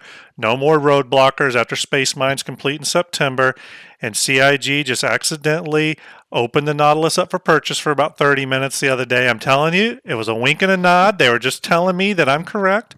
It's not going to happen. I made that post on Twitter, and Paul Jones liked it. He did like my post. I think that's... What are we going to bet? It's not going to happen. We're going to bet something. And look, I went all in. I purchased a Nautilus Solstice from Starlet, all, actual money purchase. I'm fully invested in the Nautilus. It's coming. There wouldn't be space mines on the roadmap for this year. It's happening. Just everyone accept it and let's move on. Okay, so we talked about industrial capital ships. We talked about the mighty Pioneer as well as the Orion. Next, we are going to go to trade and cargo capital ships. So in that category, I have 4 ships listed. We're only going to visualize 3 here, though, because 2 of them essentially are the same ship, just at different scales. Elsie says I'm allowed to dream. Yeah, I am allowed to dream. Thank you. So the 4 ships that I have kind of falling in the trade and cargo capital ship category are the Kraken Privateer, the Banu Merchantman, and the Hull D and Hull E. So real quick, let's talk trade and cargo on a capital level. Trade obviously is things like, when I think of trade, at least I think of like that merchant kind of gameplay that the merchantman and the privateer are able to do. You're able to have these stores and stuff. Obviously, you're going to need a capital ship to be able to have enough space to have stores in it, NPC driven stores. So capital ships sort of become the de facto place that which you would have that, unless I guess you could operate a Cutlass Black with one shady shop in the back. But either way, those type of ships have been limited to capital. So let's talk privateer and let's talk merchantman. Who wants to take this? Do you think the kind of merchant gameplay role, running your own shops, do you think that is something that CIG is going to keep limited to capital ships? Is that something that's a perfect fit for a capital ship of that size? I think no. I think there'll be all sorts of shops. I think we haven't seen some of the ships that contain shops yet. So yeah, we don't know what the game loop's going to be like. We don't know how profitable it will be. But we have seen in other MMORPGs that player trading shops is a common thing. Setting up a marketplace for people is a common thing. I could see players grouping together and having an area in the verse where people go find a whole bunch of shops in ships and go and purchase stuff. I mean, that seems to make sense. So I think it's going to be important. I don't know how profitable it will be at any particular time, but it makes sense that it would be useful for players. Go ahead, Jordan. I got the merchantman for running cargo. I don't really care about the shops. Yeah, and it does kind of overlap into that cargo gameplay. But I think one thing that's interesting about the merchantman to me is this is a ship that has sort of grown into a capital. All the way up until CitizenCon of last year, we were under the assumption. I mean, I think we had heard that the BMM had grown, but the last we had really, like the tech specs we had on it, I think it fell in the 155 meter mark. So it was really kind of at that cusp of large, top end large ship, about the size of. You want go ahead. The story there. So the Carrack, the Banner Merchantman, and the 890 jump were all concepted at 123 meters on the Matrix of Lies for many years, and so we saw what happened with the 890 jump. Because I of course followed the jump development a lot, and between the 890 jump going from 123 meters, originally it was concepted it was going to be 60 or 70 meters. It was going to be tiny, and then they blew it up to 123, and then it went up to 210. And looking at the role that the Banner Merchantman was going to have to fill, the concept images that we had of the shops, knowing it was going to be carrying quite a bit of cargo and the other internal areas, it was going to have to scale up close to the 890. And I was always saying it's going to be a 200 meter ship, so I feel pretty well justified there. I didn't realize that we were going to have as much cargo. I became a little bit pessimistic about the cargo. Got into a lot of arguments with Doc about that. I was hopeful that we'd have between 1,500 and 2,000 SCU, and to get 2,880 SCU of cargo is just absolutely thrilled. Absolutely thrilled. That's still a substantial amount of cargo. It's a lot. Well, and it's the largest internal cargo of any of the ships that can land on a planet. I don't really count the base Kraken as a cargo ship, because it's not really going to be good to take down to land and take off from planets. Can land, but probably going to be really difficult to get up. But it can land and can take off. I think the Kraken base is 3,900 SCU. Chat may be able to correct me. Of course, that's what we know. I mean, the Kraken will still have to go through an internal concepting phase. Supposedly, the Kraken is 2 metric, but obviously anything could change. So, yep, all things subject to change. On the The fleet viewer by Lunfachi, he had the Banner Merchantman set around 170 meters because we had done a lot of internal kind of comparisons to other ships and cargo areas and that sort of thing. So that's kind of why the community generally believed it was going to be around 170 meters. Yeah. But CIG never really talked about that. Yeah. Currently, the time. Merchantman is coming in at about 239 meters, so it is only 3 meters shorter than an Idris. So it is a full-on. It is our first full like player ownable alien capital ship, which is kind of exciting. Actually, that's one thing that got me. I was always interested in the Merchantman, and I kind of like fell away from being interested in it. But then once it became this capital size ship, it wasn't so much that it became a capital, it was the idea that it was the first alien capital. And I love the idea, the lore they have behind the Merchantman, and I'm not sure if they're going to stick with this, but this idea that it's a ship that's handed down throughout its peoples and stuff. It's, I guess, sort of generational ship, and I just love that idea. What's that? 2 size 8 turrets. What more do you need? 2 size 8 turrets. There you go. So yeah, that's the Merchantman and the Kraken Privateer. Two interesting paths to do that sort of merchant level gameplay. Both of them can obviously run cargo, but that merchant level gameplay is going to be interesting, and the price point between these is still really interesting. The Kraken Privateer is still one of the most expensive ships you can buy with real money. I think it comes in around $1,700 American. The Merchantman, though, is still shockingly cheap in my opinion. For what you're getting, or at least what we think you're getting. Is our last price per IAE, is it still $550? $550, yeah.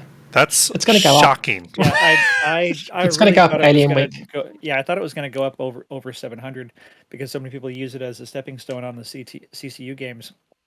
But I expect it to be 900, upper 900. It'll keep going up $50 each sale until it comes out, probably.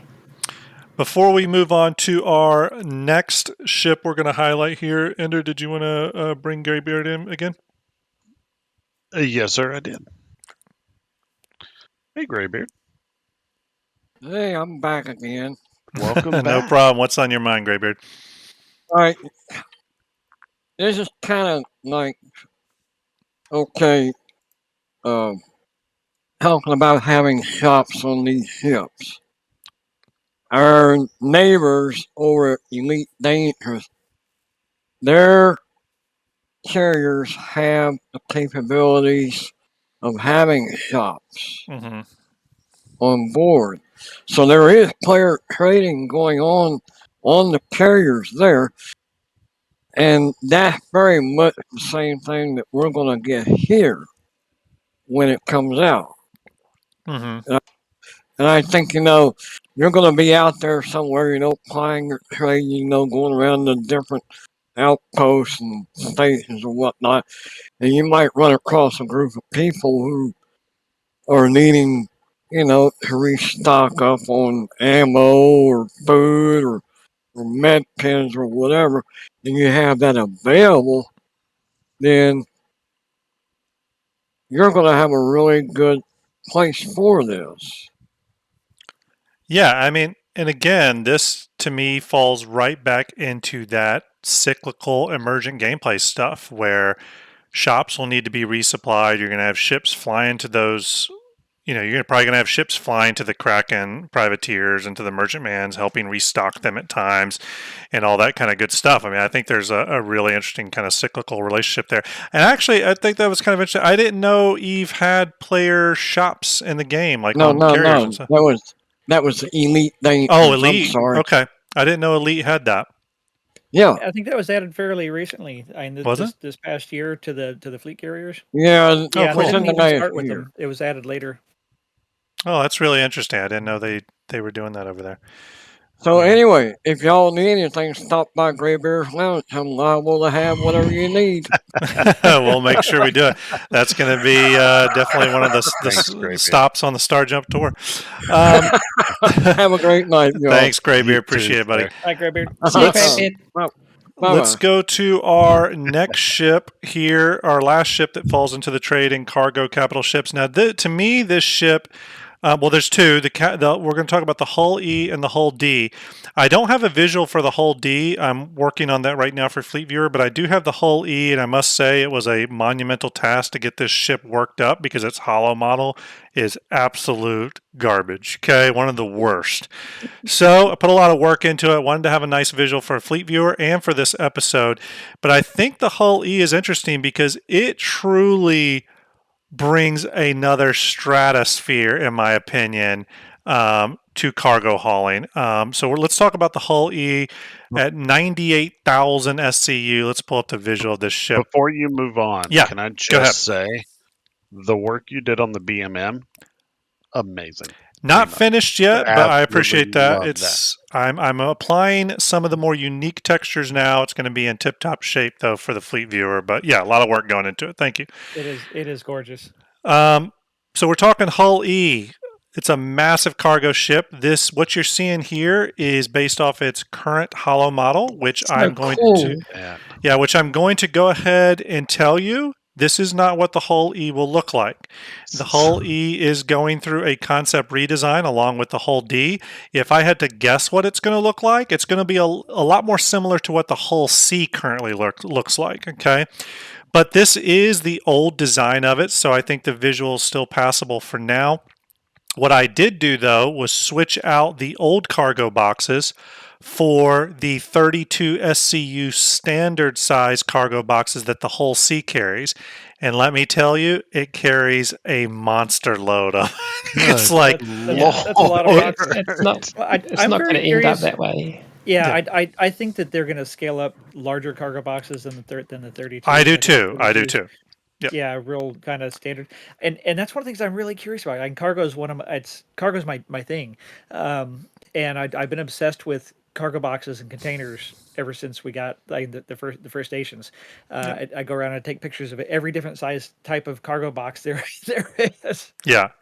And, I absolutely think they're going to do an upscale box, Jorunn, and I honestly think we're going to get a super raft. I think we're going to get a raft that can carry those at some point. I really do. Or the raft could possibly carry one or box. possibly carry one because and it's 3 spaces. Because at 98,000 SCUs, if it was to carry just the 32 SCU boxes, and chat, if someone's got a calculator, you could probably correct me here, but I think the hull E would then have to carry like 1,400 32 SCU boxes to get to 98,000 SCU. 1,400. That's a lot of entities to spawn in. And remember, those are supposed to have physics attached to them and all that stuff. So 100%, Jorunn, I think there's going to be a different SCU sized box. From an entity spawning standpoint, the hull C spawns, I think it's 144 32 SCU boxes to carry its max load. I think the hull E and hull D probably is going to carry something similar to that, 145, 150 boxes. So take 98,000, divide it by 100 or divide it by whatever that number is, 145, and I think those are the size boxes it's going to carry. 98,000 SCU total, right? Yeah. So it would be 3,062 32 SCU boxes. Oh my God. So imagine these giant boxes to reduce the entity count. Imagine that Cutlass Black pulling up and trying to track the beam one off. It's just not going to happen. Yeah, and one thing that's hard to visualize from this here, but you have to understand how big the hull E. The hull E is like, we're getting into like javelin size at this point. You could put a Cutlass Black next to it, and it looks like a tiny little snubcraft. I mean, it's crazy. Yeah. This is an absolute monster of a ship. However, one interesting thing with the hull E is that you kind of get into this place where this is a capital ship. It's capable of making absolute monster amounts of money, but it's actually got kind of a low crew capacity, which is also kind of interesting. This is, however, definitely a ship that you are not going to operate without those support, especially defensive ships, flying along with it. For example, this ship here is a ship that you fly. You're going to want 2 Redeemers and probably an Ares Inferno or 2 flying along with you, if I had to guess. This is the perfect I do example ship agree. for that. I do agree with one minor exception. It could depend on what you're hauling. If you're hauling a really high value cargo, it would be a ridiculous total amount of money there. Yeah. It would be a prime target for everybody on the shard. Yeah. But if you're hauling trash, it might not be so lucrative to pirate because you've got to bring something that can take all that away, and you can only if you bring a whole sea, you're only dragging 4,000 of it away. Yeah. It's Well, not going to be quite so lucrative. I actually kind of disagree with that because you've got to remember you're going to be able to cut into ships. You don't need to bring a ship that's hauling that away. They brought it with them. You're just taking it Oh, away you mean from to like commandeer the ship? Yeah, they're going to take Right. that That's a point. ship. So, Yeah, it's a good point. Yeah, fair enough. in all honesty, you're going to want, and I think that's why it's got such a low current number of people to run it. You're going to need people with you, and you're not going to want 20 of them sitting on your ship. You're going to want them out in other ships. Yeah, for those wondering, it does have a turret at the nose, a turret on top of the cab, and then the rear section has a turret up top and a turret at the bottom. I don't know what size those are, to be totally honest with you. And again, this is a very old design ship here. This will be heavily reconcepted. And if I had to guess, I think this ship will be upgunned. I think they'll put bigger guns and better defensive capabilities. I could see this ship everything's getting upgunned. Yeah, This- I could see this ship gaining a little bit of what the Banu Merchantman is getting, which are those point defense turrets. I could see the Hull E and Hull D getting a little bit of that. The Hull D, by the way, is mostly identical to this ship. Instead of 4 spindles, though, instead of 4 quad spindles, it has 2 quad spindles. These or two 3, ships, I can't remember. Yeah, so go I ahead. they, Start. I thought it was 3. they rely on Maybe 3. additional game loops. So Yep. I could see them having game loops where if you've got the reputation, you get to haul someone else's cargo for them. And if it's pirated or lost, you lose your contract and you lose some reputation. But you're not going to fill it up with 100 million UEC of your own cargo and take it out there unprotected. Yeah. You might, however, do a mission that runs someone else's cargo for them, an NPC Yeah. cargo, right? I know it was talked about in some early CIG videos and documentation, maybe, and maybe Starlet and Jorunn, you've been playing longer than me and Ender have, so you might have this information. But I know there's some talks at one point about like the whole D and E being able to actually carry like ships and other things within its spindles. I think that would Yeah. be cool if, for example, if you did need to get your, I don't know, your Mantis to a different system and you didn't, you needed someone else to fly it there. It would be cool if you could put up a notice for it to be shipped and players could actually take on that responsibility and ship some of these. Yeah, that would be cool. That'd be kind of neat. There was actually concept art of that from an early Around the Verse, I think from like 2015, I think it was. Yeah, They I actually remember showed- seeing that. It had Yeah, there were like cages holding like 300s. 300 series and stuff in there, yeah. Yeah.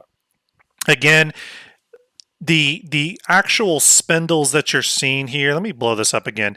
So on this original concept here, while I replaced the old boxes, which had a very different look with these 32 SCU boxes, you'll notice here on the ends of these spindles, there's these like screens, and that's something that was that's currently in the Hull D and Hull E or hollow models. Now, when that gets redesigned, I think those will go away, and what you're going to see there are those big grav plates, sort of like the new Hull C design has.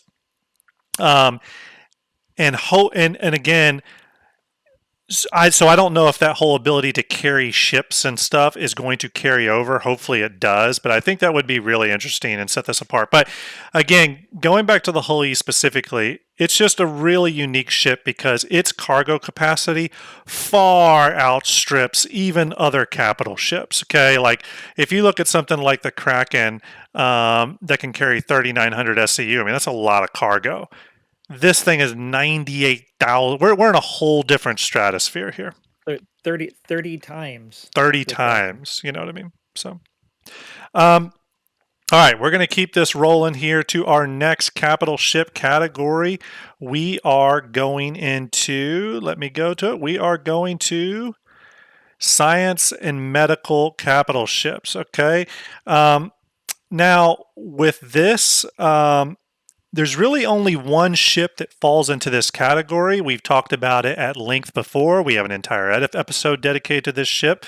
Actually, real quick, Execute says they say the cost of cargo of the Hull E is more than the cost of the ship and then some. Oh yeah, that's interesting. That's another interesting point actually on that when you talk about the cost to operate these ships. Even something like the Hull E, I can't even imagine the cost it's going to be required to fill its cargo. I mean, you're going to be talking like org coffers at that point. You know what I mean, to fill up that ship. But that's a great point. But anyways, going back to science and medical capital ships, really only one ship falls into this category. And that is, we've talked about it at length before. We got a whole episode on it. It's the Mighty Endeavor. This is a modular capital ship. It's got essentially 3 sections dedicated to it here. You'll see in this animation, we've got the Explorer cab here, which can detach from the superstructure, and then there is the drive base at the very end of the ship. This is a ship that you can attach all sorts of different modules and sort of build your own ship out of it that can specialize in different things. But its primary focus is science medical, so a lot of those things fit into those categories. It's the Explorer cab, the workshop, and the drive. Like I said, the ship can come in various configurations. For example, one of the more popular ones is the Endeavor Hope class, which combines a hospital module, a hangar module, together to sort of form this mobile hospital. There are things like the, do I have it up here? Let's see, there are things like the Olympic class, which is going to be for farming and agriculture.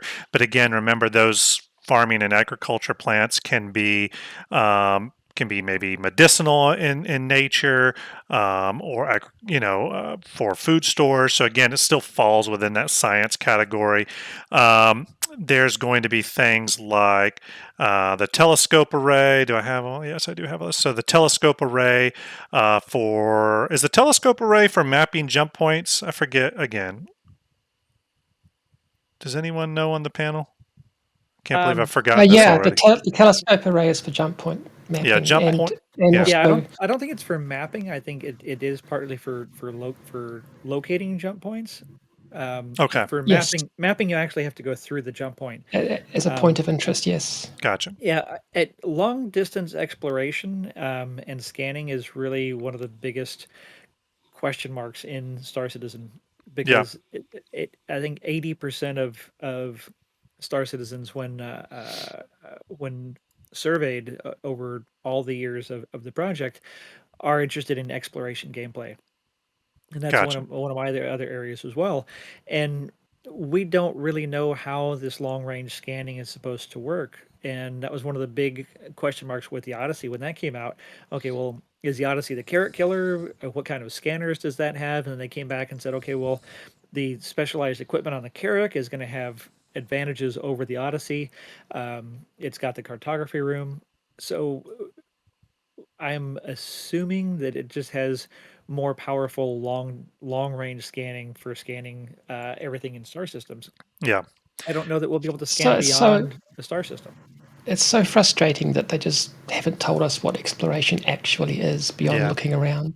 It's really quite disappointing. Yeah.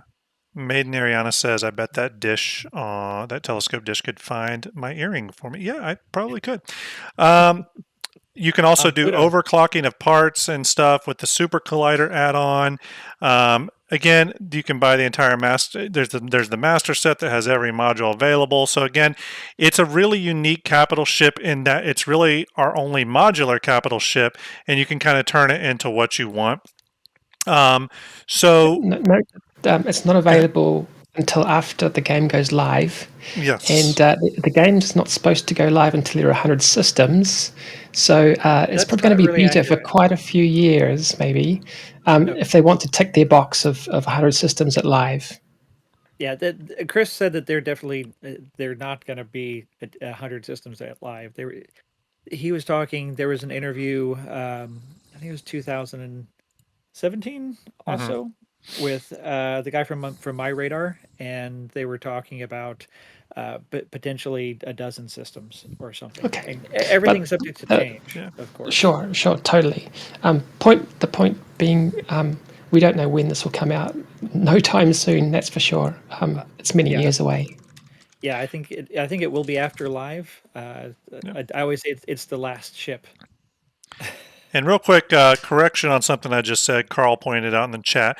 The Javelin is also, I think, supposed to be a modular capital ship. There's some modular Yeah, functionality there. 6 rooms, Yeah. Yes. 6 modular rooms on top, on the sort of spine at the top. Yeah. So just wanted to point that out.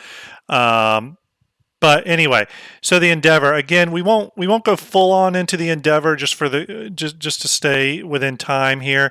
If you are really curious about a full Endeavor deep dive, though, if you're really interested in this ship, please go check out our YouTube channel. We have a Starjump Station episode that is all about the Endeavor, and we go deep on it. We show every single module. We talk about every single game loop. We show it in we go really deep on it. So if you have that interest in there, but the reason I wanted to point it out is that the Endeavor really sits in sort of a place all by itself. Because it takes modularity to a whole new level, and I believe it's our only capital ship that actually is able to kind of come in, like go into 2 pieces. So you have the Explorer cab that can detach, leave part of the ship in orbit, become this ship that you can kind of shoot around a system and stuff. So again, it's a unique capital ship that I see this being the perfect ship for the org that wants to do a little bit of everything. But it's also one of those ships that you're going to need to be patient for and stick around.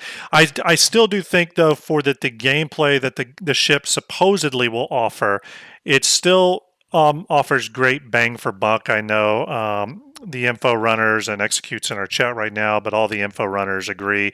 They talk a lot about the Endeavor in terms of it being just a great bargain for what you're getting for the cost of the base ship. Yeah, So it's super cheap right now, and you can get like from a Mole or a Gemini just for a few dollars. Yeah. And leave it in your hangar for later. But yeah, I love the ship. We have no idea what the science loops, how they'll actually play out and be implemented, and how fun or how not fun they'll be. What I will say about the Endeavor, and I feel pretty confident about this. I do think when the Endeavor does come out, it's going to come out as just one model to start, and we're going to probably have that model for a while, and then modules will eventually get released for it. And if I had to guess, the variant that we're going to get first will be the Hope class. I think it's the most useful, and I think that it's something that could play a unique role in the verse.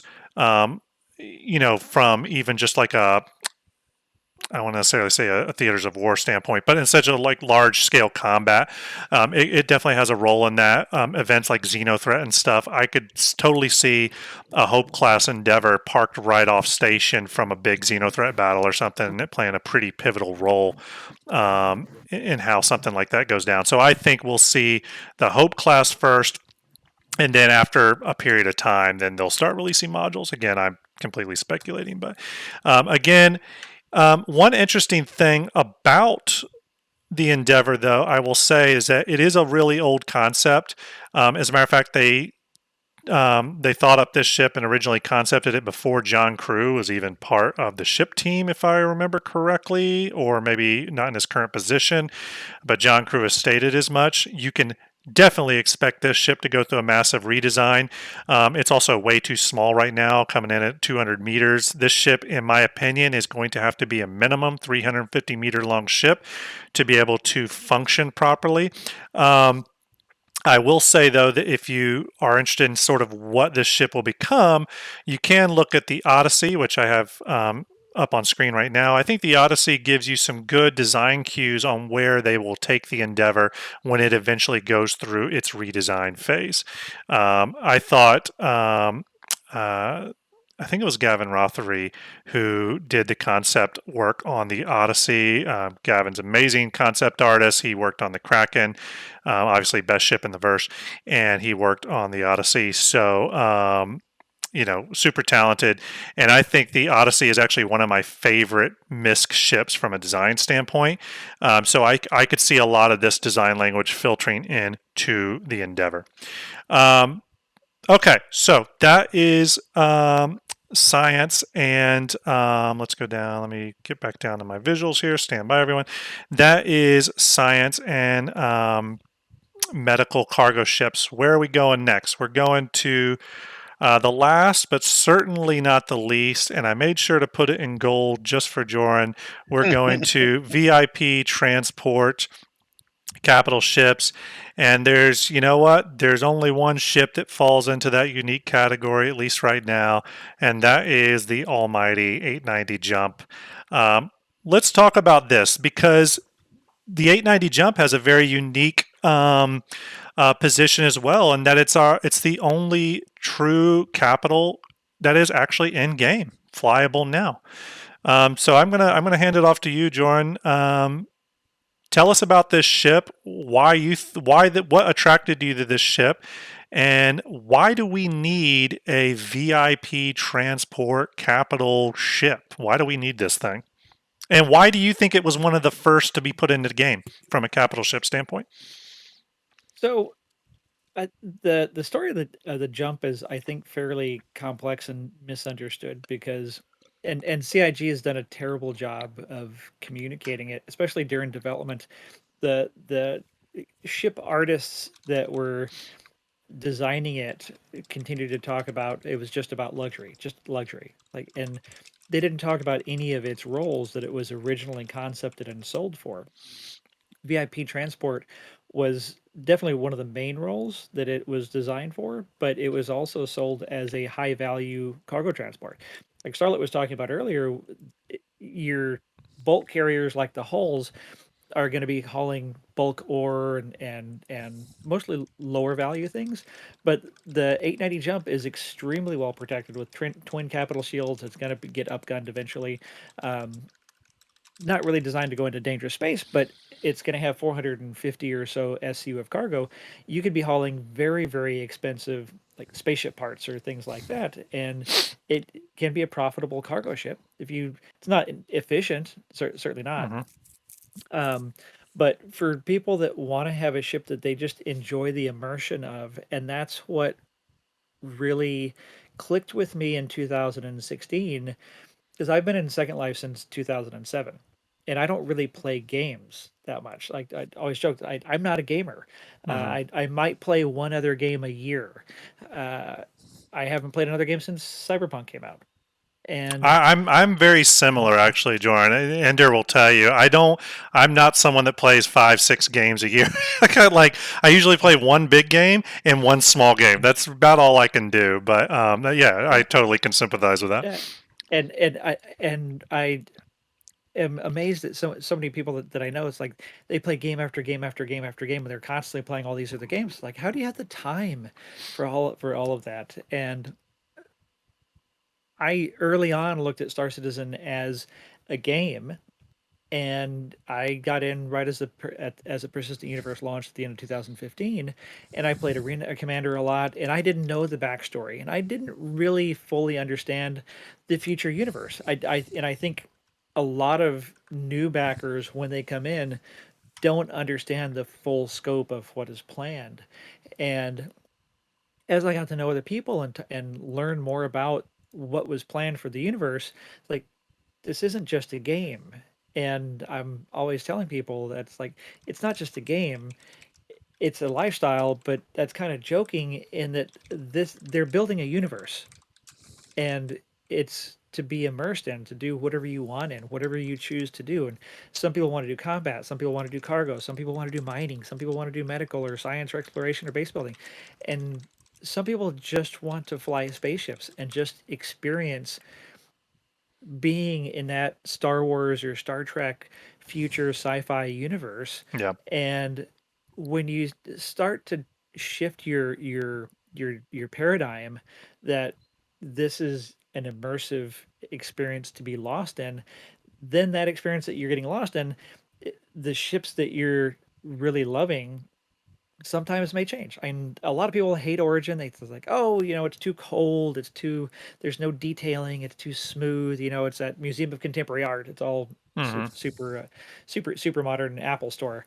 Um, some people love Drake, but I love design. I'm involved in luxury residential construction for my profession, and I love good design and architecture. And I fell in love with the idea of the ship, and And the while we idea of joke, we just all joke around a bit, but the thing to remember too is it's totally okay to like two manufacturers that have very different aesthetics. The funny thing is I love Drake, but I also love Anvil. You know what I mean? And I'm very quickly like Ender becoming a huge fan of Crusader. You know what I mean? It's. I know we can get sometimes fanatical about our manufacturers, and we joke and stuff, and we all know that Drake is the best. But at the end of the day, it's totally okay to like any and all manufacturers. all of them. Keep going. So Absolutely. Except for Drake. yeah. Yeah, they're yeah.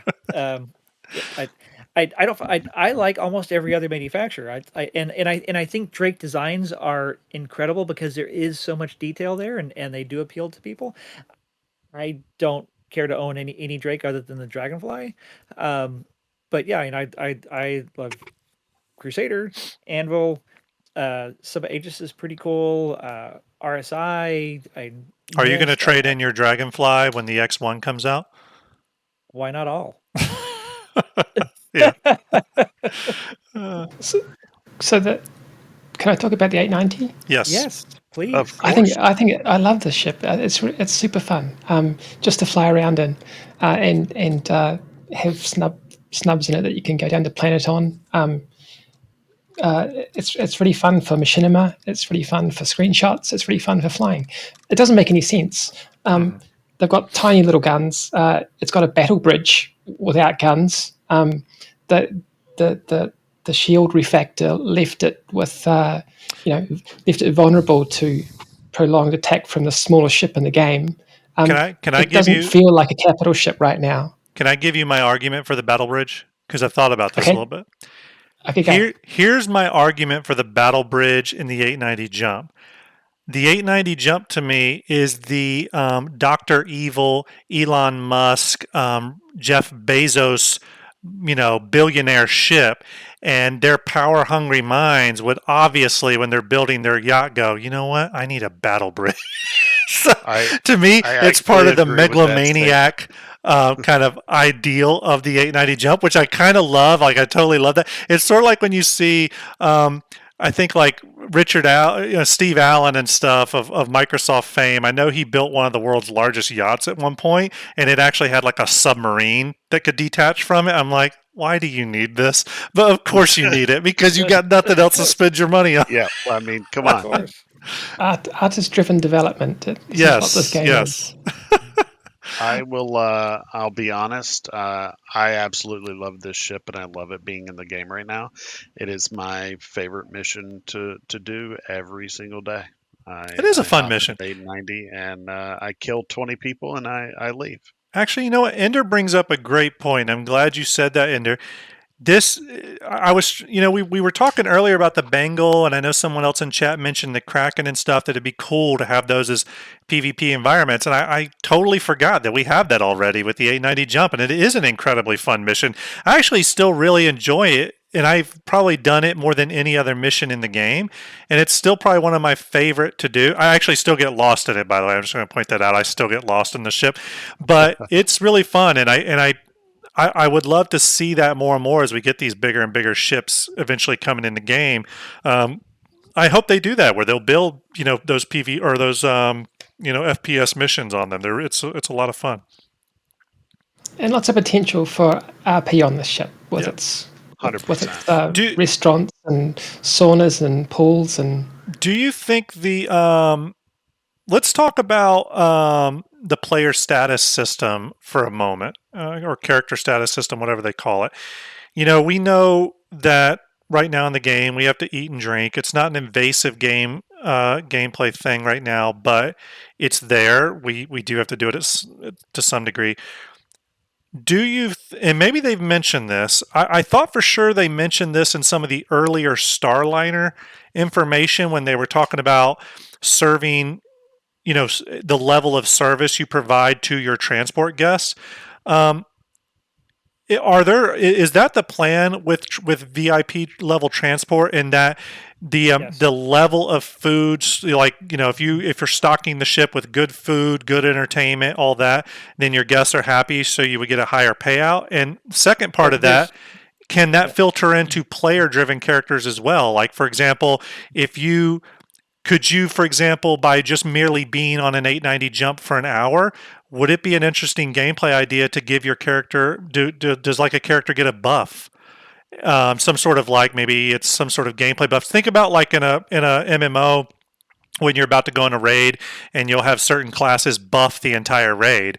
Maybe it's an intelligence buff or this buff or whatever. I don't know. I know those systems aren't really in Star System, but would something like that filter into an 890 jump for player driven characters?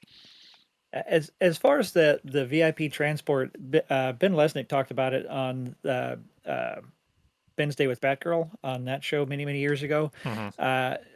In particular, after the 600 came out, and the fiasco of the Q&A for the 600, it was just still left up to this day as a complete and utter disaster. Whoever answered the questions had no idea what it was actually designed for, which I would hope I missed that that they will one, but I fix that really want to someday. find it now. Yeah, I'll link it to you. Okay. So Ben used to be in charge of spaceships, where John Crew is now in charge of spaceships. Ben used to be in charge of the spaceship program, back in the early days of Star Citizen, and he was out for eye surgery when the 600 came out, and so he wasn't able to be consulted for the Q&A. And the 600 Touring was designed as a VIP transport. You've got the Phoenix, and you've got the 600 Touring, and then you have the 890 for VIP transport. You've got the Genesis for normal passenger transport. So you've got your 747 airliner, which is the Genesis. You've got your Gulfstream Learjet, which is the Phoenix. You've got scaled up version of that, which is the 600. And then you've got your chartered private yacht, which is the 890. And there'd be different levels. And so with the 890, it would be like a UEE senator, very high level VIP transport missions. And so they'll pay out enough to make it profitable to run them in an 890, which is going to be extremely expensive to run. And he also talked about how when you get these missions, they'll open up access to certain gameplay and going to certain areas that if you don't have the 890 and you don't have these missions with these VIPs, you won't be able to get into those. And it'll unlock things that other people cannot, and that's like part of the reputation. You're going to have to work up in hauling regular passengers and then lower level VIPs until you have the reputation where a UEE senator is going to hire you as their transport, that you're trustworthy enough. So What would that look like, though? elaborate. Would that just be, just a higher level mission with the similar text and higher amount of reward or higher reputation reward? Would it actually feel different than a lower level transport? Different ship, of course, but we don't know how detailed that will be in the implementation. It could just be different text on the mission card, right? Yeah, I think at basic levels, it's probably not going to feel significantly different, but there will be those opportunities where, okay, you complete this mission for this one, and then it unlocks another step where it's like, oh, Sure. okay, you've Sure. done this. Like, I have this special mission for you to go and get this information from here or there, and Sure. that's all part of what CIG has talked about in the distant future of these mission chains of one thing unlocking another thing, and you won't be able to get into that mission chain Sure. without being able to go to this one NPC. Like we've got in the NPC mission givers now, you have to go to them to be able to do certain things. Sure. So The thing about the 890 that it's for me it's quite it's a disappointment, and the reason is that there's so much opportunity there in that design for role play or ERP, and it's just such a shame that Star Citizen will always be super PG and there won't be any sort of adult spaces in it that are very effective, right? Wait So it's till such a lost Starjump. opportunity. It'd be amazing if we could have like private servers where it was adults only, and you can role play to your heart's content. Wait till Ender releases the Starjump After Hours show. Then you're going to see some adult game. I'm just kidding. After Good, hours. good. Looking forward to it. Yep. Well, here's a question, and this is kind of a general question, not necessarily specifically. And by the way, everyone, I was just flipping through ships. Now, I know we were talking. I was showing Orions as we're talking about the A90, but I'm just showing the full range of capital ships that we've discussed tonight. But here's a general question: and this is sort of related to 890, but not necessarily really, because there's a gameplay loop associated with the 890, that VIP luxury transport. But do ships always need to have a purpose, or can ships be released by CIG that are just there to be owned and flown, and can maybe do a little bit of a few things like carry some cargo or whatever? But do all ships need to have a purpose? What are your thoughts on that? Like a No, distinct purpose or gameplay loop? Clearly not, because they release ships now with no purpose. I mean, and we enjoy them, right? Right. We have fun of flying them around, checking them out, running around Some inside. purpose. Yeah, Yeah. yeah, The 85X has not much purpose other than just flying it around as a fun ship. yeah. It's super cool. It's super cool with two people. It's quite romantic. Yes, one of my favorite ships. By the way, just a reminder, everyone, if you're in chat, you can follow this channel. We're giving away an Elgato Stream Deck at the end of this month. Again, all you got to do is follow the channel. You don't have to do anything else. Follow if you enjoy what we do and you appreciate the Starjump content. Again, I stream on this channel. Ender streams on his channel. Starlet runs and builds and maintains Hangar.link, which if you have not checked that out, you must do that for all your CCU chaining money saving goodness. And we have lots of projects in the hopper, like Starjump Chronicles, the Fleet Viewer project, the RSI cinematics in pre-production, this show, and we have other shows planned as well. I know Ender's got a show that's still kind of in the pre-production phases that he's been talking a lot about on the back end that we're not ready to announce yet, that I think is going to be especially cool. I'm working on a new show that's going to be all about kit bashing and building ships that people in chat recommend. So again, if you enjoy what we do, follow the channel and you're automatically entered for this giveaway of the Stream Deck. Last question here related to capital ships. Is there any capital ship, and this is for the entire panel, are there any capital ships you think that need to be concepted that we're missing, that is actually a pretty critical hole, and gap that's not being filled? Who wants to take that first? I would have loved to have seen a full-on capital for carrier, military carrier ship that wasn't the Bengal. Something like a Liberator sized up to be a proper ominous presence. You did it differently than the Kraken? I mean, that's its yeah, primary because it's role Drake. as a just in any other manufacturer besides Drake. Right. Yeah. Well, in to some degree, the Idris is a carrier as well, and a slightly unique one in that it's holding the ship's internal. But again, based off what there's been a lot of people that have kind of done these checking out these size issues with the Idris's hangar. It is pretty limited and pretty tight in there. You can fit a multitude of ships in there, but you're going to have to be careful. It's tight. And the last thing you want is a ship exploding internally in the bed, like in the belly of your ship.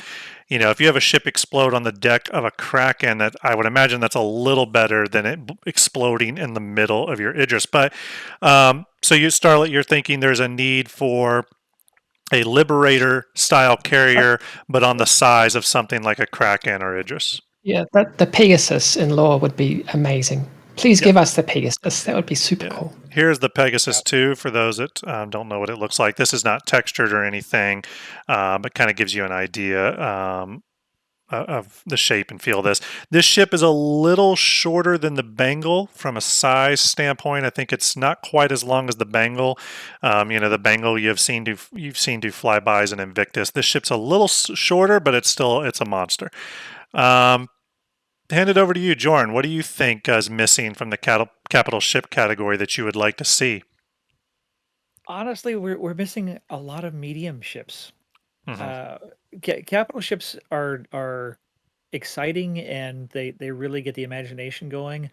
But I think that there's going to be a lot less activity on capital ships than on medium-sized ships. I do too. Yep. For medium-sized crew, we really need a lot more ships in the say 60 to 150 meter range. Yeah. Just not nearly enough ships in all of the non-combat roles in that size range. Yeah, I would agree with that. I would even say that and I said this sort of at the beginning of the show. I really am starting to think that and I think the Liberator and the Odyssey specifically um, is evidence to this. And I would love to hear John Crew's opinion on this. And I'm not really for or against it, but I'd love to hear his opinion on this. But I think the Liberator and Odyssey ships that are both the Liberator's 125 meters, and I think the Odyssey is like 140 meters. They're right at the top end of the large category, but they also, very interestingly enough, have a lot of capital components in there. And in the case of both ships, actually, I think when they were first announced, both of them by CIG marketing were touted as capitals. And then CIG came back and sort of corrected that and said, no, they're large ships. I know that specifically happened with the Liberator. Happened with the Hammerhead too. It's ship inflation. Yeah, and CIG is notoriously Yeah. inconsistent in discussing and describing ships. Yeah, They always have been. and I think that, and again, this is just my speculation. I really think that we've seen, at least for a while, the end of like the mega capitals, those, and I kind of consider that 200 meters and above. I think the BMM naturally grew that big because it was probably easier to build larger, because the smaller ship is, when you're trying to pack all that crap in, I mean, that becomes a challenge. So going bigger there helped. But I think going forward, ships will remain at that about 150 meter max mark. Ender, let me hand it over to you, bud. What do you think? Or do you think there's any capitals missing? Any roles that need to be filled specifically by a capital that don't exist? I think I think I agree with Elsie when she says it's a capital or medium class terraformer. It'd be nice to see a terraformer, even if it doesn't get a lot of use. Maybe flattening out land here or there, something like that. Right. It'd be nice to see even a medium size former like that. So I think that's all that's missing, really, in my opinion. They've kind of hit everything else on the head. You don't need a capital class repair ship, although it would be kind of nice to see one. I don't think you need one. You just run a lot of smaller class ones. I think the Crucible is going to grow a lot. I do too, Jorunn, but I do think the Crucible is going to grow to probably a max scale of 150 meters. I think it's going to hit about that Odyssey size, and then and that'll be its upper limit, if I had to guess. Maybe not even 150. I'm thinking that in that low 100, like 120, 130, but yeah, somewhere in that size range. Yeah. I've given this some thought, and I had a lot of trouble coming up with anything that I think is just generally missing. But I guess one thing I thought that could be useful is a ship. See, I think that there needs to be a capital competitor, but a smaller capital. I'm thinking more like Polaris size, something in about that 170 meter kind of area that is like a very large medical ship. I could see that need being filled as more Death of a Spaceman kind of gameplay loops come on board. And as we get more and more systems in the game where your primary residence suddenly becomes very far from where your area of operations is. Imagine if you're out way off in Magnus and you die and you have to be regenerated at your primary residence versus a medical ship in the same system. I could see a smaller capital that's purely medical focused, because right now we only have the Endeavor, and that seems like an awfully big step up, from like what's like the Apollo to the Endeavor. Seems like a huge gap, and there could be an area to fill there. Um, that's about the only thing I could think of, though.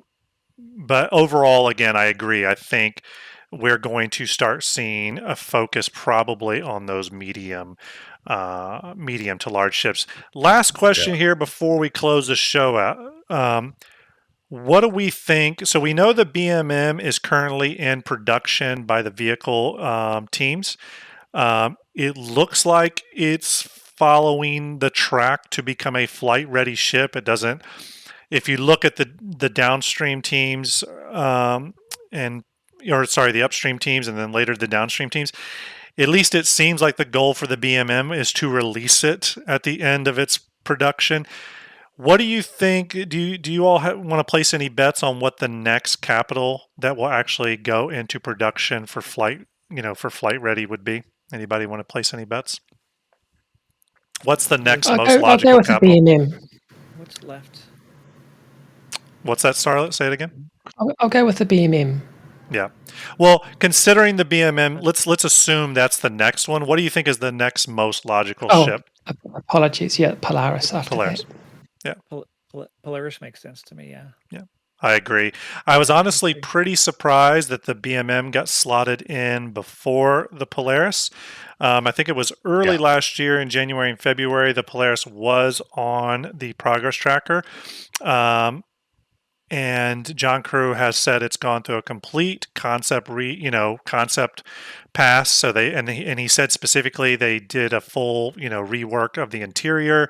The hangars are all metric now and stuff. We haven't seen the fruits of that work yet. I'm personally really excited to see it.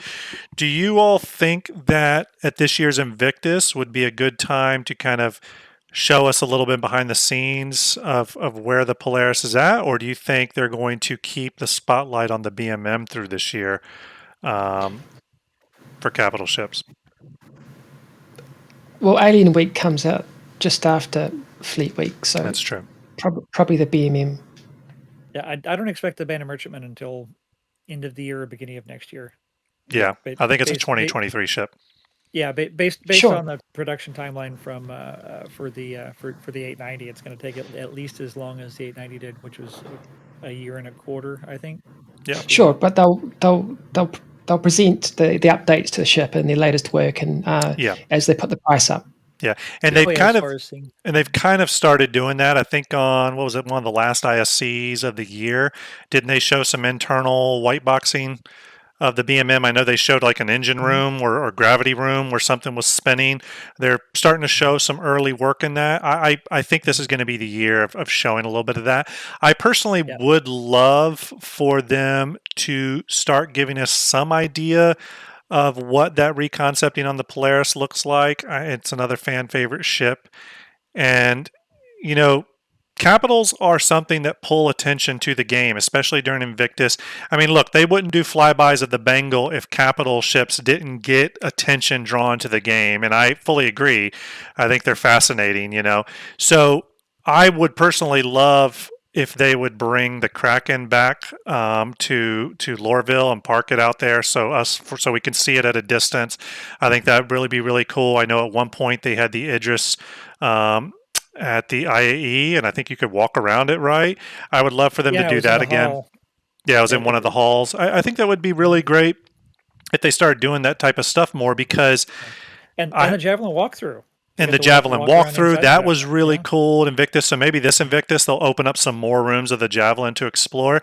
Because at the end of the day, I do look at, there's certain things in Star Citizen that are like, it's like free advertising. The first time you take a new player from from space to the planetary surface and then back again is one of those moments where they are like, wow, and they want to sign up. The first time a new player, flies up to a Bengal on the free fly, and Invictus time period, and sees this massive ship. Boom! It's another one of those moments of magic where you're like, I want to be a part of this.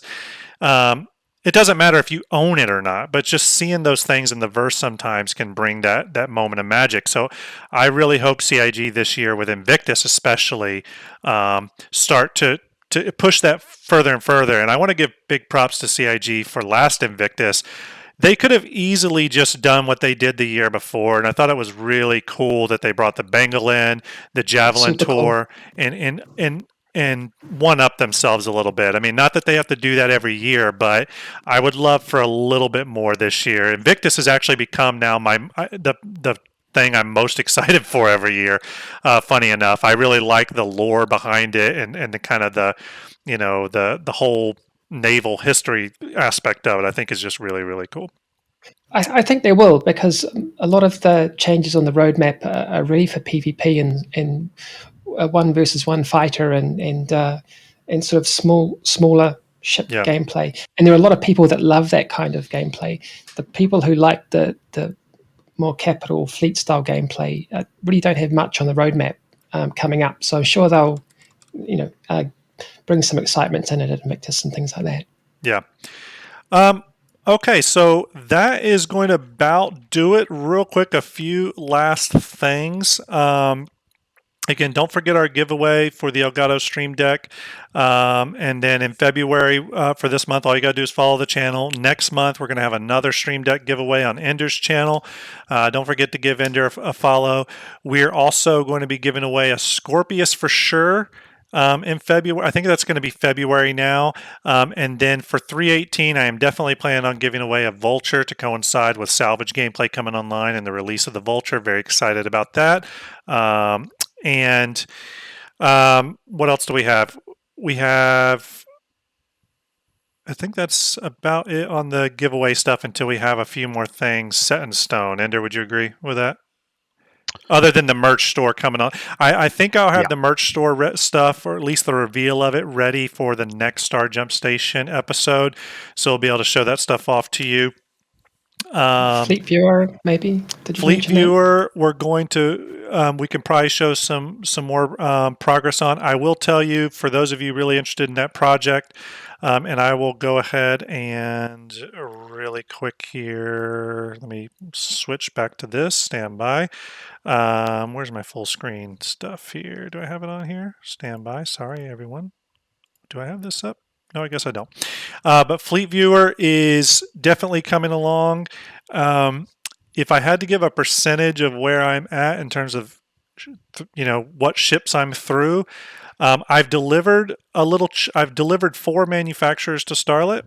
I'm prepping to deliver another 4 manufacturers to her very, very soon, probably within the next 2 weeks. And then after probably about 2 weeks after that, it'll be another set of manufacturers. So we're still really pushing good and tracking good for a Q1 2022. So this year release, as you know, Q1 does go, what is it, to the end of March? Yeah. So we still have a bit of a window for release. I don't want to nail down an exact time, but we are pushing ahead. That will be a version 1 release. Version 1 may be missing some features. There may be a ship missing or two. It'll definitely be a testing phase for it. And, big shout out to VMXEO and Starlet for all the work they've been doing on that. And then obviously once we get closer to the release, you'll be able to see, me, Ender, and Starlet doing a lot of promotional push for the Fleet Viewer. Again, it's a way for Starjump to get things into the community's hands, but that is going really well. But if I had to give a percentage of ships I'm through, I'm probably hitting about like 87, 88% through all the ships. So we've really made a ton of progress. As a matter of fact, the ships that are left to do are easy ships. I would say pretty much all the difficult ships are finished or very close to being finished. So that is great news on the Fleet Viewer standpoint. And I just want to point out too, Jorunn had brought up Lunfacy and Starship 42, which is another Fleet Viewer that is out there. I talk to him often. He is such a great supporter of what we're doing with our Fleet Viewer project. I'm a great supporter of Starship 42. I love Starship 42. I think it's really, really cool. But Lunfasy has been a great supporter of us. There's no competition there. He's a really friendly person. We've actually shared some assets, to be totally honest with you. So don't look at the two fleet viewers as competitors in any way. Just look at them as different tools to visualize your fleet. His Starship 42 is going to do stuff that Fleet Viewer doesn't, and Fleet Viewer is going to do stuff that doesn't. So I think they kind of really complement each other and coexist in the same world. Me and Ender are really going to turn up the temperature on Starjump Chronicles, which is a project that has been happening. It's been sort of simmering though, and